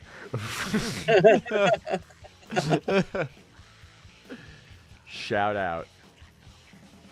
No, it's my buddy, and he said Peekaboo Wiener. If he was here, he'd probably show it. Oh. Yeah, dude, I saw that guy's asshole so many fucking times. I showed my asshole at Levi's bachelor party. We were on the float trip, and the raft behind us yelled over, "Show us your asshole!"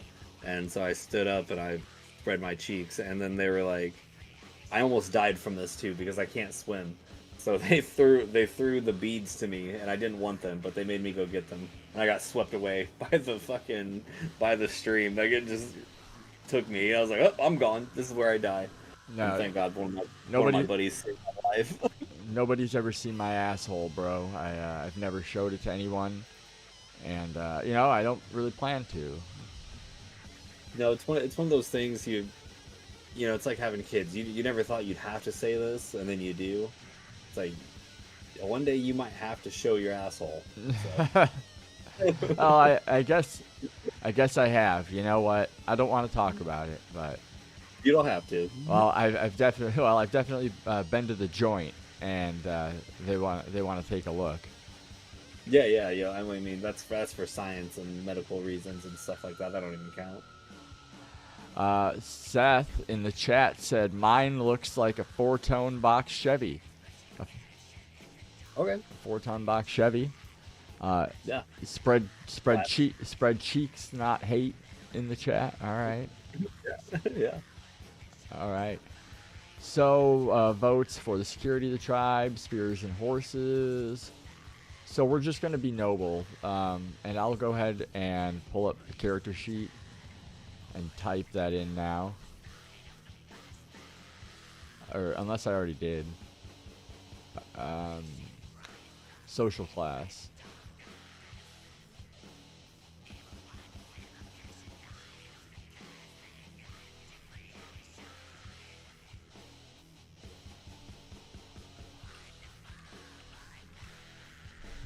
The Satanic War Master album is so good.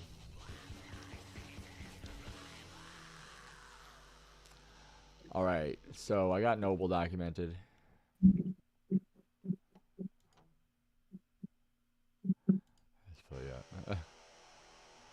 I got the acoustic Martin. We'll definitely have to do some music streams for sure.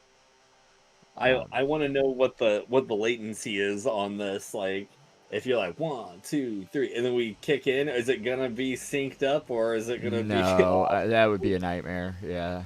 Yeah. No, I'd really love to throw the focus right up and start doing some shit. Yeah, I've got a Presonus Studio 24C, and I'm glad I got it. I was debating between a Focusrite, and I'm so glad I had this Presonus. It's coming clutch for me on more than a few occasions. He said, "Love you, bro. Love you too, Seth." Oh, my fucking back's killing me. All right, so back to MYFAROG.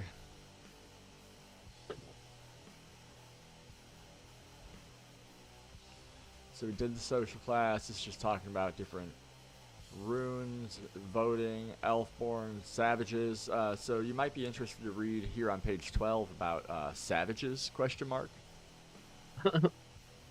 Some might argue that going into battle naked, like some old-fashioned Thulian warriors prefer to do, sound rather savage, but the fact is that they do this not because they have to, uh, oh wait,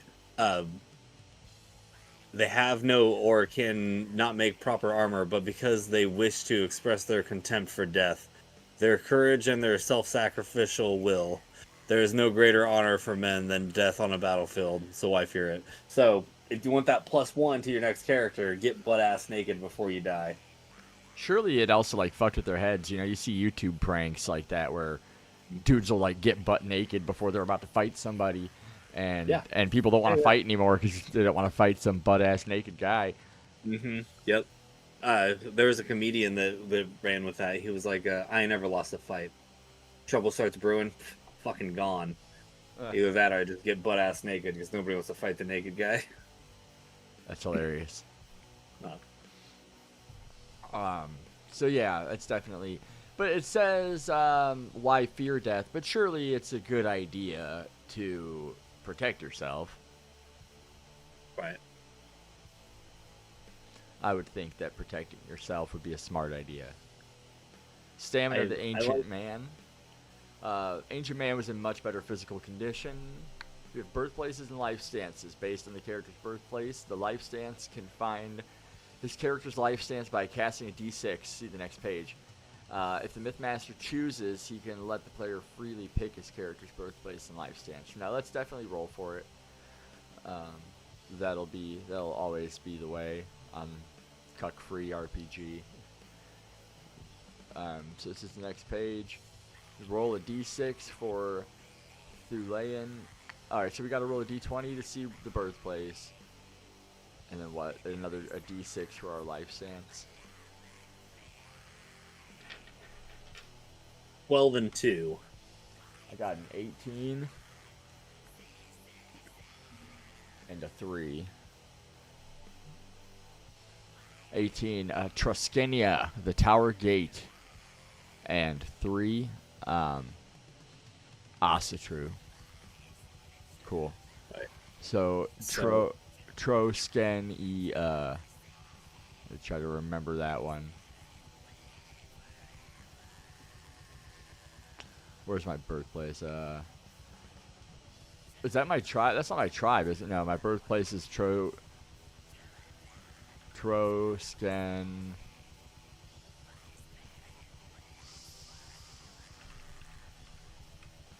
Truskenia. My size is medium. Life stance, Asatru.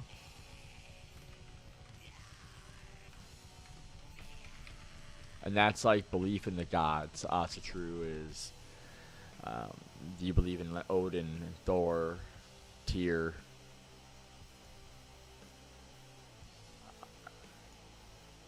Alright. Yeah, MYFAROG is not. MYFAROG is nuts, dude. Try to read the list of birthplaces for us. Oh yeah. Okay. So the east is gonna be Asu. Afflicted is Libu. Black is Kem. Land of Akka. So Akkade. Or so IE there says Agiajar. Huh? Yash. The capital R is an SH. That's right. I forgot all about that. So Agajosh. So and then Agadir. Agadir. Make Agadir great again. yeah. Ondalanga. Ondalanga. Elena. Irulia. So mine. So I have this painted one, and I can't remember what the was. It is a TH sound, right, for that middle part right there. Where? So it's on which one? 10 to 12. 10 to 12. Parthenio. Yeah. Yep. That's Thursaz. That's the Thursaz rune. It represents Okay. Thor. So Scanthinawia. Scanthin's Islands. Scanton Islands. Yeah, I wonder what that's Yeah. like. You're only Yep, you're only Scudia. you're only Asatru if you roll a 1 there. Oh yeah. Scudia, Tawiya, two lands. Tawai. Yep, Tawiya, yeah.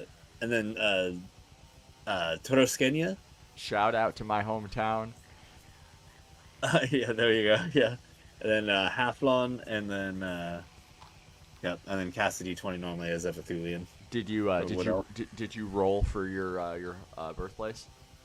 Yes, yeah, I was the that's right. Parthenia,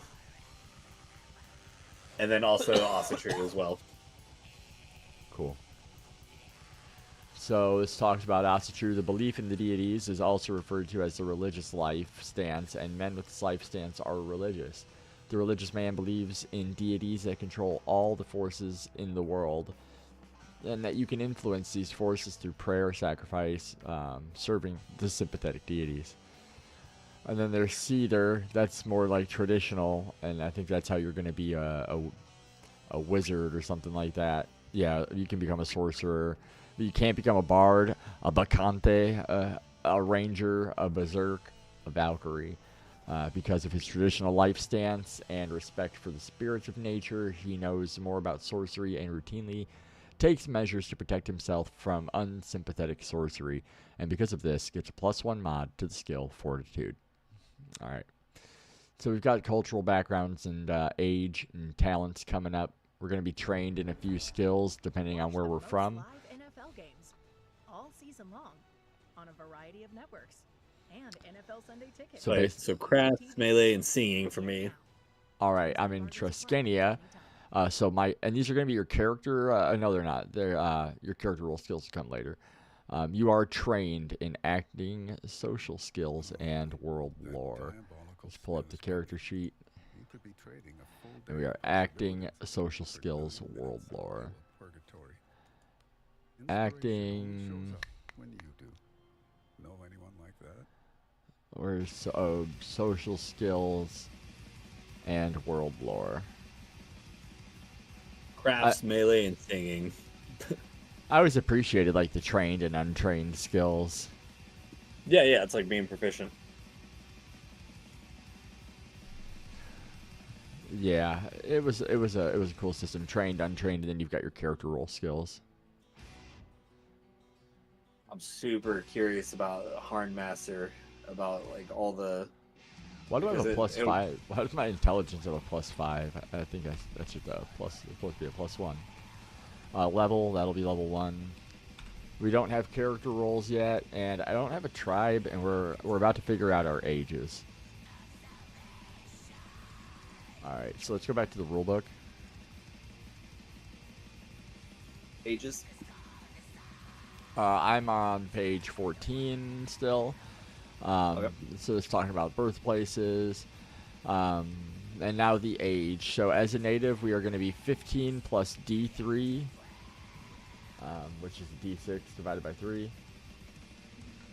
So I got a 6. So that's going to be 3, 15, 16, 17, 18. I'm 18 years old. That's a nice age to play a warrior or something, someone that wants to prove himself or head out into the world for the first time. And then it says your maximum age is your constitution stat times 5. So 12 times 5. I'll live, my maximum life age right now is 60. 45 for me. Damn, dude, you're gonna die young, bro. Yeah. That's alright. I only rolled a 3. We're Asatru. Did you get Asatru as well? Yes, I did. Yeah, because I don't have a favorite deity. Is it just picking from the Norse pantheon? Kinda. You'll see. Yeah. It's got to be coming up. All right, so we've got our age. Womanish behavior. That sounds offensive. Should we read it? Yeah, absolutely. All right. What are you worried about? Yeah, many religious men dislike the old traditions, in part because men have to wear women's clothing and women men's clothing. Oh my god, it's cucked. Oh my god. In the religious processions, they argue that it is shameful for men to wear robes, suggesting that all sorcerers are womanish, and that this custom is a tradition that must be replaced by something better, anything than cross-dressing. The traditional man, on the other hand, doesn't seem to care. Clothes do not make the man. It seems like they're the getting naked right before battle is making a lot more sense. Like, take this fucking robe off so I don't look like a fucking bitch. If anyone's watching that hasn't been here earlier, today was supposed to be the day that we were going to talk about ReconQuest. That was the big deal today. Was going to stream for ReconQuest. Mikhail's book won't be here until the 26th, so we will be picking it up sometime after Christmas. But whether you probably want to do it that Monday again, or is that going to be best for you? Well, I'll still be off. I don't go back to work until the 1st. Oh, perfect. So we could essentially probably do it like the 26th night if you wanted to. Right. I'm not sure. I think I'm gonna be going to my father-in-law's for Christmas. Her whole family's gonna be there. So I'm gonna be out of town like the day after Christmas. My girl has to work Christmas, so I will be out of town. So I won't be able to do that. But I don't think I'll be out of town very long, and I'll hit you up as soon as I'm back. Yeah, for sure, man. Yeah, I'll hopefully be off work either 7 or 8 every night. So cool. Sounds good. Yeah. And as you can tell already, like making a character in MYFAROG really, it's pretty straightforward. It's not bad at all. Yeah, no, it's not hard master at all. A hard master, man. That was yeah. I stand by what I said. My hard master character would fuck up my MYFAROG character. You see that there's also rules just if you're a woman. Yeah, that's good. That should be distinguished. That's funny. Is that fucking? I mean, they're labeled birthplace at the top. That's the male symbol, and then birthplace down there at the bottom. That's female. So you can't do none of that shit if you're a female. Yeah. Oh, yeah. You can't be an alchemist. Can't be a navigator. Can't be a. Oh, hold on. Yeah. Can't do like foraging, tracking, trickery. You can't do anything. Oh, is it? It's easier to list what you can do as a woman in MYFAROG. Yes. Acting. World lore, social skills, religious. Oh, you can do foraging. Yep. Foraging, yeah, that makes sense. Yep. Healing, crafts, acting, yeah. Religious tradition, yeah. Oh boy, that's funny. I don't think I ever paid much attention to that before. What a short little list. Yeah. And it's any of those races. But hey, you know what? The fact that it's not races, it's any of those birthplaces. Never mind. That's not true at all. That's hilarious. Oh man, I left that ad playing. Sorry for anybody listening in the chat that you just hear random YouTube ads. Yeah, we're not monetized. Yeah, I'm not monetized, and yeah, I try to mute them when they come up, but I do want to listen to music while we just live stream and make a character for MYFAROG just for fun. Kyle and I both actively want to start trying to stream more and make content and just get better at it. And well, here's where we are right now, just trying to make content. Soon it'll be for ReconQuest. At least there's form fillable character sheets available, as well as high definition maps. So that'll be nice. I'm super excited about like the world, how the world was built in general, just at all. Like I remember seeing that one map. It was just like It looked like kind of like a curve and stuff, but Yeah. I'd really like to look more into that hex map. Hyperborea, which is cool. Yeah. Yeah. Hyperborea. Yeah. What a cool setting. Oh. I'm with it. So, we got those skills. Let's go back to the rule book.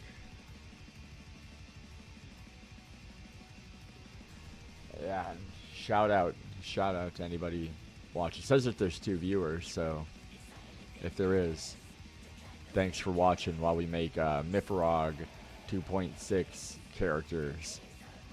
And it's really just because this was the only PDF available online. Alright, so we already did that. And how do we select talents? Did I pass that? Oh, here we go. Talents are not developed, but rather discovered. They were there all along, but did not surface until the character reached a certain point in life.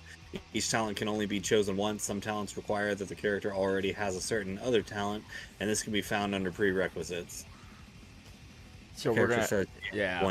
We're gonna pick one talent. See experience points. They're siblings.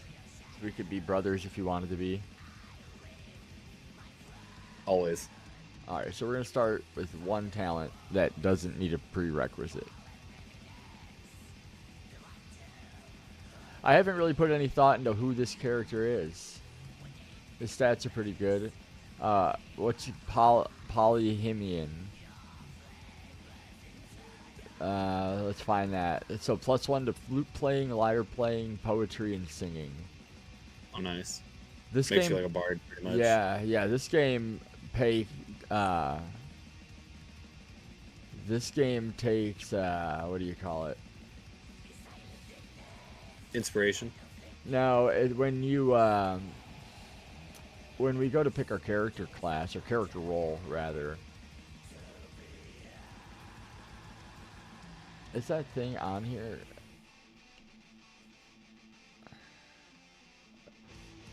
Oh, that's just use your talents. Alright, let's see. Polyhemian. Alright, so I got my one talent, and that gives me this riff rocks. +1 to flute playing, lyre playing, poetry, and singing. I'm going tough on it.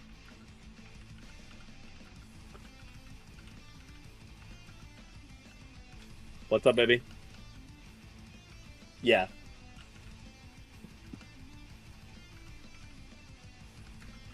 +1 to flute playing, lyre playing, and singing. Yeah, so I'll try to make him into some kind of bard if I can.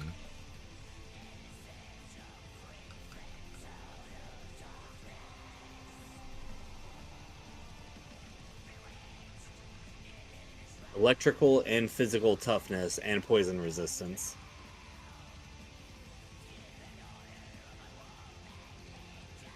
What talent did you select? Tough.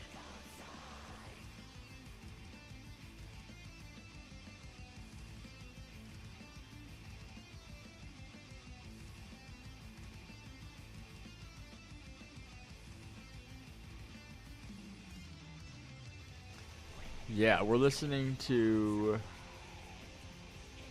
listening. I think it's still Satanic Warmaster. Yeah, Fimbulwinter, full album. I don't know what year this is from. This album was released in 2014. It's pretty good, pretty polished. Sounds like Satanic Warmaster. We should listen to Fortressa. That's some good stuff that I haven't really spent a lot of time listening to.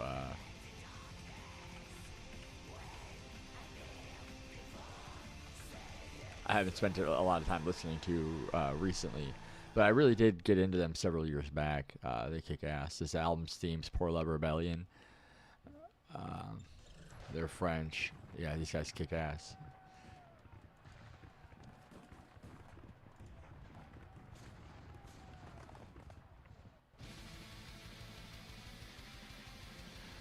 All right. So I've got my obesity, allergies, bad teeth, etc. So those things didn't really happen a lot in Thule back then because their lifestyle and the foods that they ate were just better, healthier for you. So maybe I can be a Bacante. Well, maybe he's I think with my life stance, I don't think that'll work out. If I could just take a regular warrior, I guess I'll be happy with that. Yeah, that's as far as like if I'm basing it completely off of like what my attributes are. I'm looking at melee damage dealing. So, in the bottom of page 17, you'll see character role prerequisites.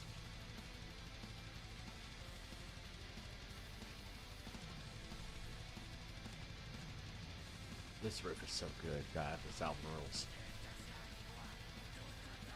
Oh, there we go. Okay, character role prerequisites. It's funny because I don't know what you're looking at necessarily, but what I'm looking at, that prerequisites are on page 16, and it's been kind of like that the most of the time. Like whenever you're like, oh, page 12, it was like page 11 for me. No way, really. Where it says character role prerequisites, and it goes from like Bacante, Bard, Berserk, Civilian.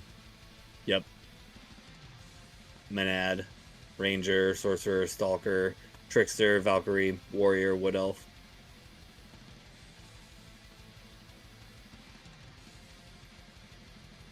Oh man. What? Oh, is it possible that you wouldn't be able to meet the prerequisites for any of these? Like Yeah, exactly. You might end up into something that sucks. Hey, brother, I'm gonna refill my my Nalgene bottle full of ice water. Feel free to. There's one person apparently viewing, so feel free to talk to them in chat. I'm gonna step away from the camera for just a moment, and I will be right back. I can't see your chat, so I won't be able to do that. No, I mean, there's nobody saying anything, but I mean, like, keep talking. Yeah. Somebody's watching, so if you're talking, you're not Just talking to yourself. Entertain them. I'll just play him a little ditty. Oh yeah, you could do that too. I'll mute the music, but yeah, I'm gonna go grab some ice water.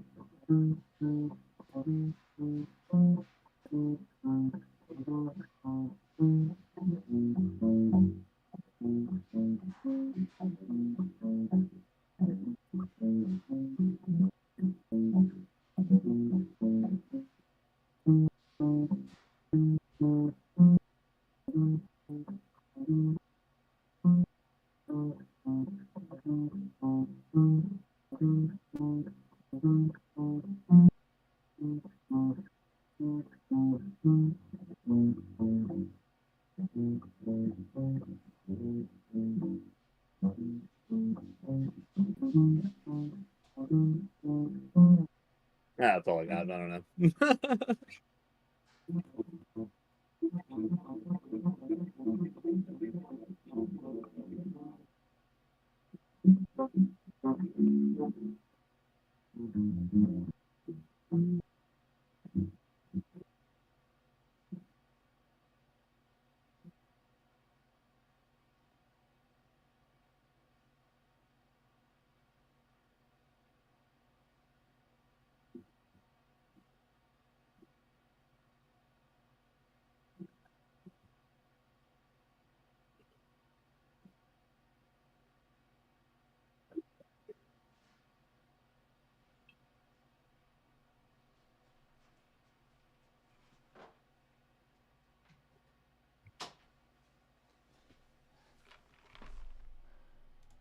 All right, dude, I'm back.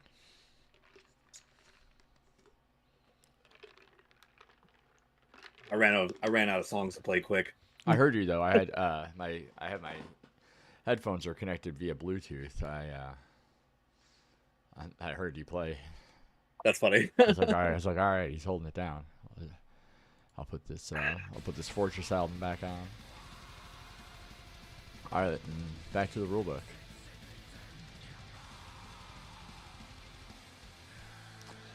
Yeah, and it's a lot, definitely. So let's take a look at prerequisites. Maybe I would like to be a Bacante. I'm a man. I'm a noble. I'm Asatru. I just have to pick this guy as my favorite deity. There's no,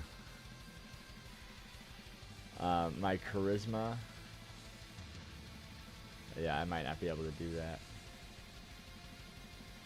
No, I sure can't.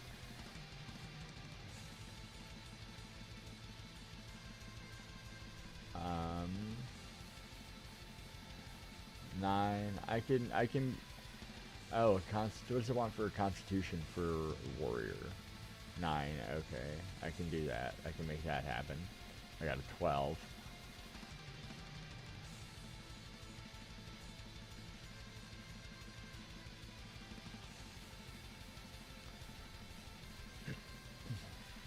So warrior is definitely the safe and easy bet. If my will wasn't 6, I would definitely go warrior, but I cannot go warrior. You can't even be warrior? Nope, because my will is 6. Can you be anything? Actually, my charisma is 8. I can't be a lot of this. That's ass. Maybe I can be a stalker. Hold on. You could 9 con, 9 dex, 9 intelligence. You just got to be a civilian, bro. Yes. No, I can be a stalker. I can totally be a stalker. Oh, awesome, dude. Yeah. All right. Well, that's where we're going.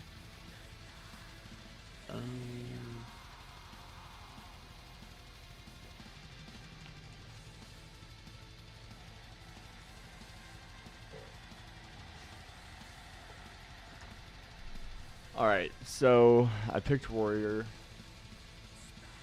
and under advantages, warrior, I can jog rather than just walk with guard up and when part of a formation.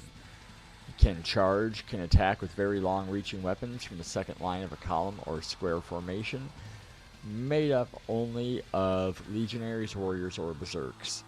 See lowered guard, the round, charges, formation, and combat modifications in combat rules.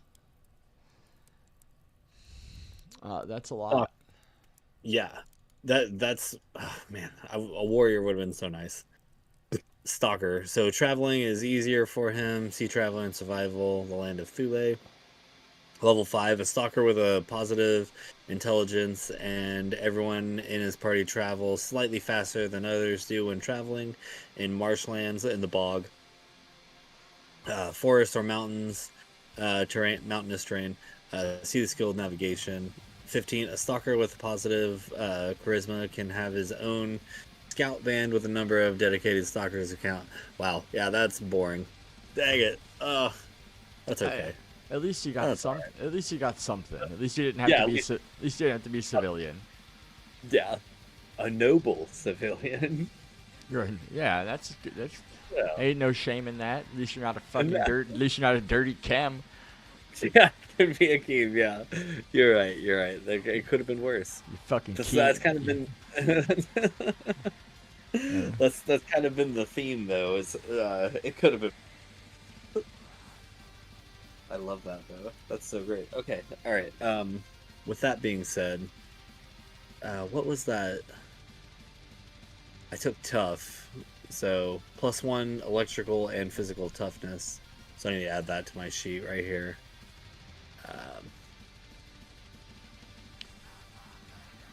You can even lose your character roll. What? Yeah. What do you mean lose it? Oh, I can not be a stalker anymore? Like, I can lose that because my stats can go negative? Yeah, I think so. If a character for some reason loses his character roll, he automatically becomes a civilian instead. With the same experience level he had before, he lost his original character roll. He must pick 4 of the new, of the character roll skills from the character roll he lost to be his new character roll skills. He will keep the rest of them as trained skills instead.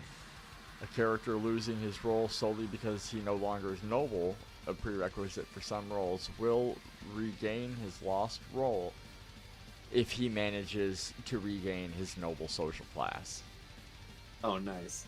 So I'm assuming you can only have one role at a time. Like there's no like Multi-classing. Yeah. No, I don't think so. Yeah. Maybe. I don't remember that though. Mm. I can't wait to talk about ReconQuest, man. Yeah, I'm really excited about it. The I've got it right next to me. I got it right next to me. I'm gonna have that shiny hardcover book this week, man. For $20, like I can't believe that all I had to pay was $20. Even the back says 19.99 euro. Yes, I'm upset that Amazon couldn't get it to me in 2 days. Like I was like, what do I pay for Prime for? Yeah, and it takes place in Thule again. So that's cool. That's why I'm like, I feel like this is kind of letting me recognize things. Like I'm gonna be a lot more familiar with the setting. Absolutely. After just flipping through this, I told Jeff Cape that if MYFAROG was Rollmaster, ReconQuest is like Merp. Oh, that's cool. Yeah. It's like sort of maybe light. I think he says he like streamlined and slimmed down some of the rules. Which is crazy because it doesn't feel too strict already. I would hate to have seen Hardmaster 2. The Hardmaster when they were trying to work out the kinks. Yeah, I see a lot of why they made the decisions that they did on like how to acquire certain attributes and stuff, and I totally get it. And honestly, I dream about it. I'm like, I honestly want to finish out those hard characters sometime. Well, it is kind of an interesting concept. Add 3 skills together, divided by 3, get your average. Add your sun sign to it. Add your sun sign. I love how we were so hung up on like what is a Harn? Like what are they drawing this from? I guarantee that is 100% just made up. Yeah, I believe it. I believe it is. But it's kind of like also historical. Yeah. It's like it takes place in Harn, but so yeah, I'm looking at the Bard's favorite deities right here. And dedicated followers and special to bards. This is all magic user stuff. So social class valuables at game start. We have 3 plus 3d6 ounces of silver. 11.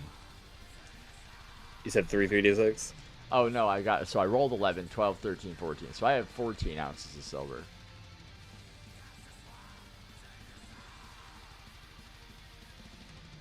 Is there a slot for silver?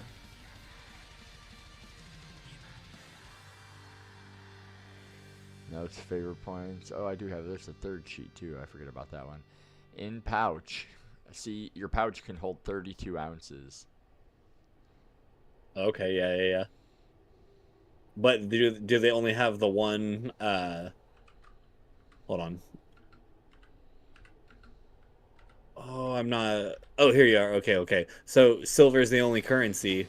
So that putting a little bit on how much it can fit. It almost so like in 5th edition, you can hold 50 coins in your coin pouch.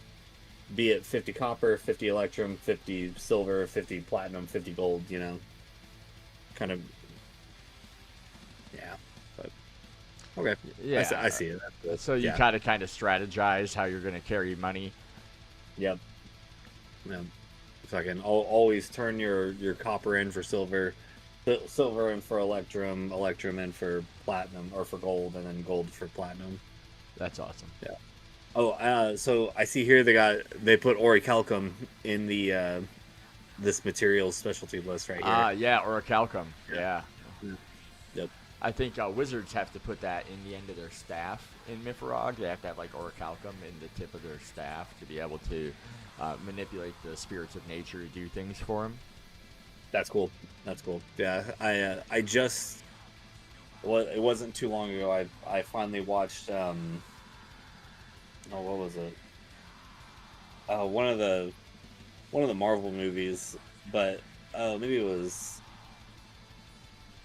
Oh, damn it! I can't even think of what it was. I feel like it might have been, or maybe it wasn't Marvel. Maybe it was Aquaman. But they have like orichalcum in the in the sea type of thing, and like they're trying to grab that, and it was cool because the first time I ever heard about orichalcum was like Kingdom Hearts. Oh, awesome! Yeah. I never played Kingdom Hearts. It's probably one of the lists that I should play. That I should be. For me, it's gonna go down in history as one of the greatest video games in the world for me. The first one. The second one was even better, but the first one really laid it out for me. I was like, that was incredible. Awesome. Yeah. Yeah, I know it's one that I really should have played. I never played Kingdom Hearts because I love Final Fantasy VIII so much and 7. Yep. Fuck Disney though. Disney's cucked. Yeah, they are for sure. And there's a lot of there's a lot of that Square Soft and shit like that. Like, there's a lot of Final Fantasy things going on in the Kingdom Hearts games. Like they do have the silly, cute Disney stuff, but it gets dark sometimes too. It's a good balance. All right, so orichalcum. Yeah, it's talking about sorcerers. I rolled for my silver. I have 14 ounces of silver. Avarice increases with wealth. So calculations and names. So did I not really get where? Do I have any like character role skills? Where's warrior? Oh, here we go. I can jog rather than run. I don't think that's a skill. Can attack with very long weapons. So it doesn't say anything about any like character role skills. Well, at level 5, you get a +2 mod to morale test. Yeah, I thought we would get to check something off in this trained, untrained, and character role skills. Where are my character role skills? So yeah, that was way back there. Hold on. That was oh, damn it.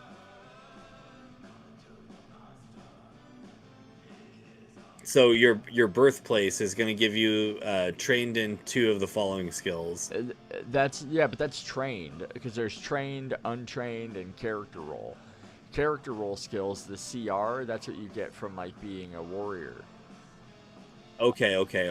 And the other one are trained skills. So I don't know. There's character, and it just talks about warrior briefly. Bards and Thule. Here's the native. Those are the available character roles. And here under warrior. Oh, yeah. So you get your advantages from your character roles, but there's nothing. There's nothing that's gonna check off any little nicks in that box. Round charges, formation, combat modifications. All right. We read through losing your character role. I'm not a bard, so I don't need to pick a favorite deity. Backed by orichalcum, rolled for gold, silver. So calculation names.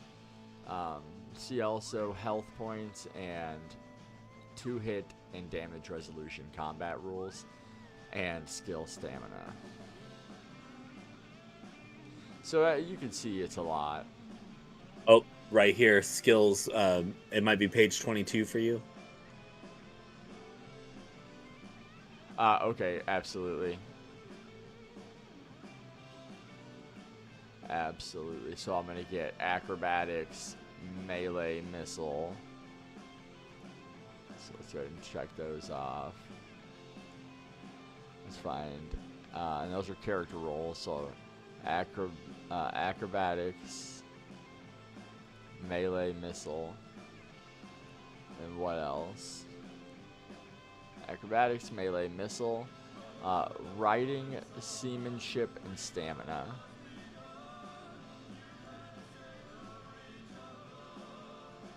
Riding, seamanship, stamina.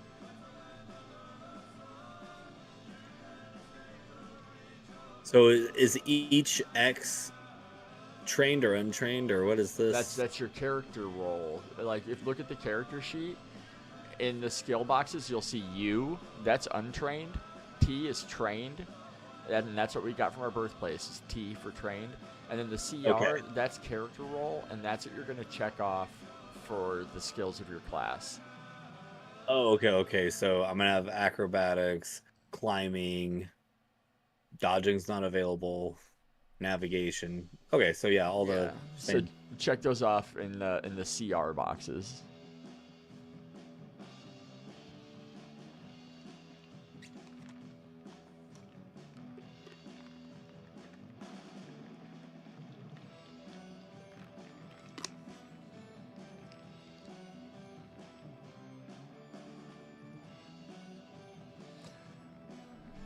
I love this magic. I'm playing some Magic Metal right now. Black Magic SS's Spectral Ecstasy album, and it's a good one. Did you say spectral ecstasy? Yeah, That sounds so fucking awesome. yeah. All Black Magic SS kicks ass.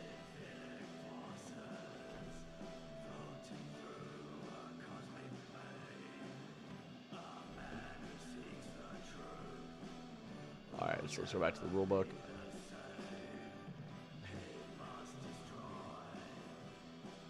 And stamina. That was my last one.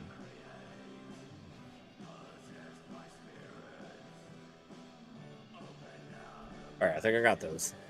Okay, cool.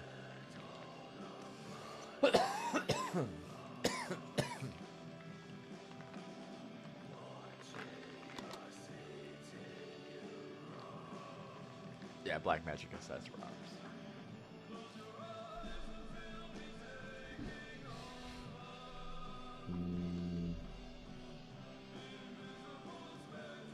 Encumbrance.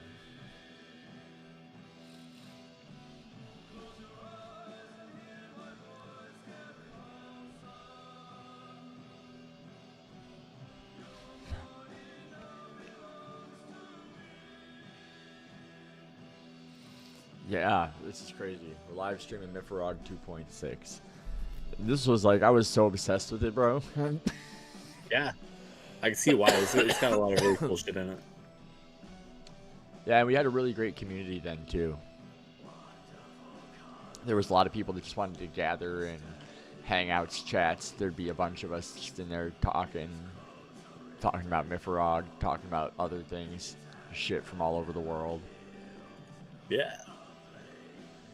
Alright, so this is talking about the testing of skills. Cast a natural 3, so 1/1/1, and that's going to be a critical failure. It's also a MYFAROG is a 3d6 system instead of like a d20. Yeah. And then it's like, so if what I'm gathering from there, you said 3 1s is a fail. Yeah, that's a critical failure because that's the lowest number you can roll. That's like the equivalent of a natural 1. Yeah. It's pretty cool. Only it's harder to get. You know, that's the nice thing about playing with 3d6 is that your numbers average out a lot more. You get a lot more 12s and shit.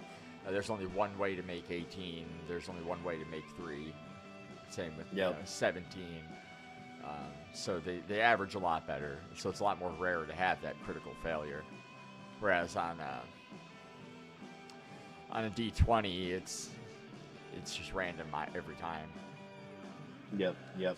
In World of Darkness, having like the dice pools and stuff like that. Oh yeah. So like, yeah, it would like, okay, so the task is like a 4 that you're trying to complete, and you have 66. If you roll just like one 4 or higher, it's a success. Like out of the whole 6 that you rolled. And then for every 6 that you roll, you get to like roll again. Like you have to keep like rolling them, and then it's like overdoing like a critical or something like that. I might be a little wrong on some of those details, but it has been about 5 or 6 years since I played that. But so then it was pretty cool. We have DDs. We have degrees of difficulty. and those are a lot of numbers. So like a 24 is an absurd DD. Yes. Like CR 25. Yeah, exactly. Yeah.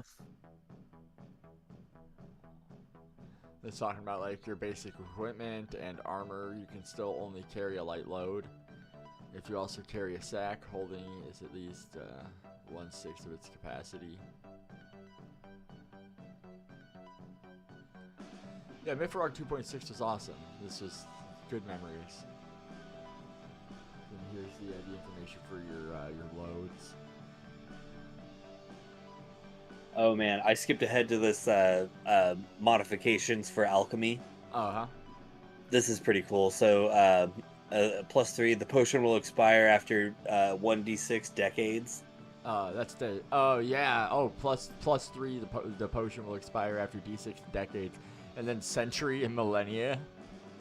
Oh my god. No, it's awesome. Yeah, that's incredible. I love all these little tables too. These are already so good. Yeah, me Oh too. yeah, for bad food and stuff is. I feel like we're coming up on the justice page too. It's like, for what crimes you committed, this is the punishment, the penalty for it. The dancing. So dancing is used in ceremonies, but also to impress others. The dancer must dance for D6 minutes to achieve any effect. Dancing to reduce the DD in relation to social skill normally only works with individuals of the opposite sex. See social skills. That's pretty funny. That Yeah. There's like a dice rule that incorporates. Well, all right, you want to impress them with your dancing, but now you have to do it for 6 minutes, and that might affect the role-playing aspect of it. Like, why are you dancing for so long? I'm just really trying to milk it. Like, I really want to make sure that this effect sticks. You know. Under no circumstances should you think that you're not into me. You gotta be hella good to impress me if what you're good at is dancing. I am the same way. I don't find like lap dances or anything like that like erotic or anything. It's like awkward for me. I'm like, It's like strippers. Yeah, no. Like, Yeah, no. That shit's it's degenerate. No, I don't want any part of that. It's like I'm embarrassed for them type of thing. Like, and not by like, stand a chance with anything like that. But like, put some fucking clothes on. Yeah, I'm like, tell me about the music that you're into. That would be sexy. If you say the right thing, I might give you money. You know it sucks too. Definitely don't listen to anything good. They're like, yeah, Lil Yachty. Little Yachty. What? I've never heard of him. Yeah. Pestilence follows famine. Do you know how many potatoes it takes to kill an Irishman? No. None. None. Yeah. No potatoes. Well, yeah, the Great Potato Famine. Yeah. Just take them all away. Live for today, tomorrow never comes. If I gave you $10 million, would you take it? Well, surely, right? Yeah. Yeah. Of course. But what if I said you didn't wake up tomorrow? Yeah, I'd have to spend it all really well. That's funny. The first time dude said that, I thought that very thing. I was like, shit.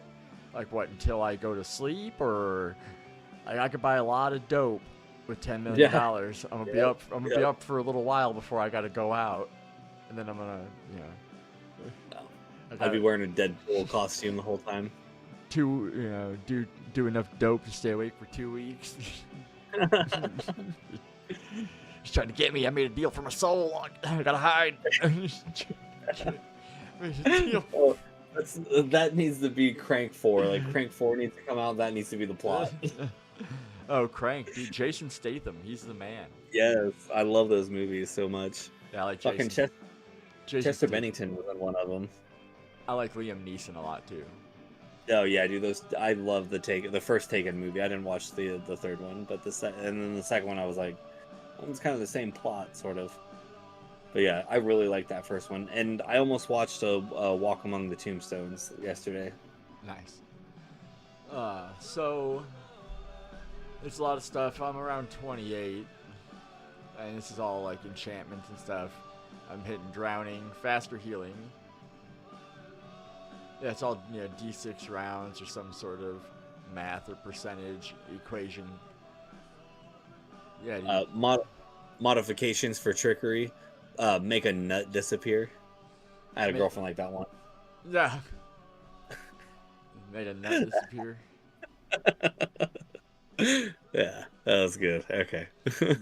Better go without healing than called for an unskilled healer. A lot of his sayings are like in these books are taken from the Havamal and like the Poetic Edda, like ancient Norse Viking books of wisdom. Oh yeah. Like the Havamal is equivalent to like Proverbs in the Bible, but they're the sayings of Odin or the High One. Yeah.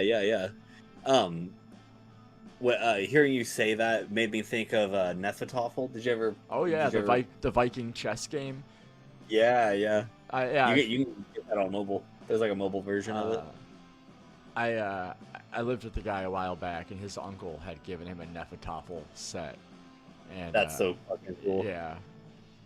And I'm an avid chess player. I play a lot of chess, so I understood the idea. So I feel like I was able to have like a slightly better board sight and just better calculation in my head because I played chess so often. So it'd been nice if like I don't know. Don't all the pieces move like rooks except for the the king? They move like I think the king is just like moves one square. And he's got to get out, and all your other pieces are like a whole bunch of rooks. Yeah. Yeah, and F-top is cool. I like chess. You know what I do like is Go. I don't know if you're familiar with Go. Is that Chinese or Japanese? Well, yeah, it's popular in like China. It's popular in Korea big time. It's also called like Wei Chi.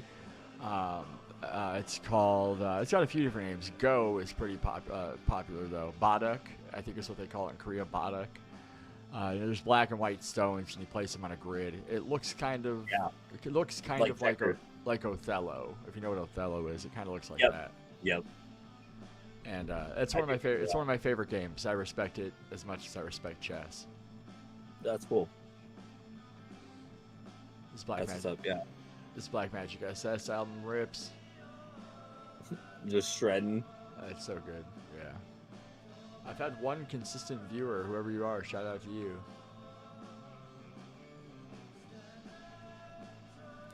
The worst deaf is the one who does not want to hear. So the degree of difficulty mod perception based on illumination level.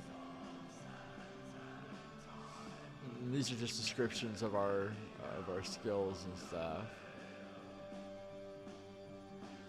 Here's activities. The burden of someone else is always light.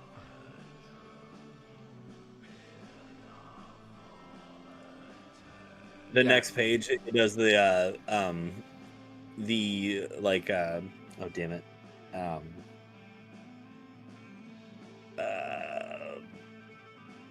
Oh fucking course I can't come up. He doesn't use the same term that D&D uses. But yeah, when you're tired or exhaustion. Yeah, it's got like an exhaustion table right here. Cannot do anything. Yeah, unconscious. And then yeah, he kept it in the 4 levels just like D&D had it as well. It's funny that the first thing to go is the dash ability though. That's funny to me. Cannot sprint, cannot fly, run, or jog. Can't do anything. Are you putting together your stats? What are you up to? Man, no.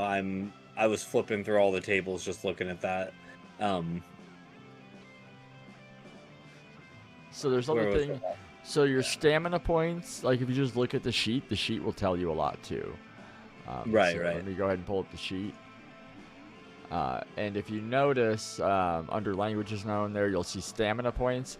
That's going to be 12 plus your constitution modifier plus your level bonus. I don't think we get any level bonus at level 1. Okay, yeah. Well, unfortunately, I have a 0 in Constitution modification. But that's just going to be 12.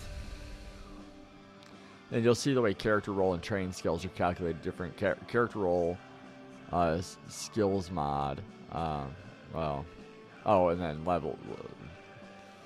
HP is going to be Constitution, Strength, and Size. I have no modifiers in strength and size, so my Constitution and my level bonus. And I don't think I get a level bonus at 1, or I do just get 1 is my level bonus. Wait. What integer do we get from size? Because I just put medium on mine. Yeah, which is 0. Oh, yeah. Oh, fuck. 1 HP? No, whatever your Constitution score is. So minus 12. Oh, the score. So 9. Okay. Okay. Hold on. Let me find that again. So, yeah. So, con plus strength plus size. So it's the whole score. It's the whole value. It's not the modifications. And that's the small, the capital S small STR. That's your strength modifier. The capital CON. Oh, okay. The capital CON. That's your, like, if you look at stamina points where it says con, the little letters, that's indicative of the modifier. That's a cool way to do that. I've never thought about that. That's cool. Okay, so capitalization matters. All right, so my con value with my strength mod plus my size, which is 0. So I'm looking at 10. 12, 10. What, you got a negative? So my Constitution is 9, and then my strength mod is +1. Oh, is this your HP? Yeah. Okay.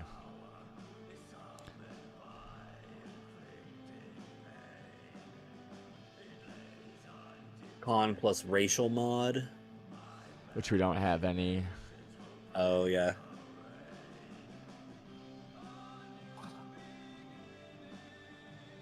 Character roll skill mod. There's also disease, your con modifier plus your racial mod. So what, we have no disease resistance? Same with poison. No resistance of any kind. No resistance! I think because of my being a stalker, I have some type of disease resistance. Hold up. Where are we at? Where was it?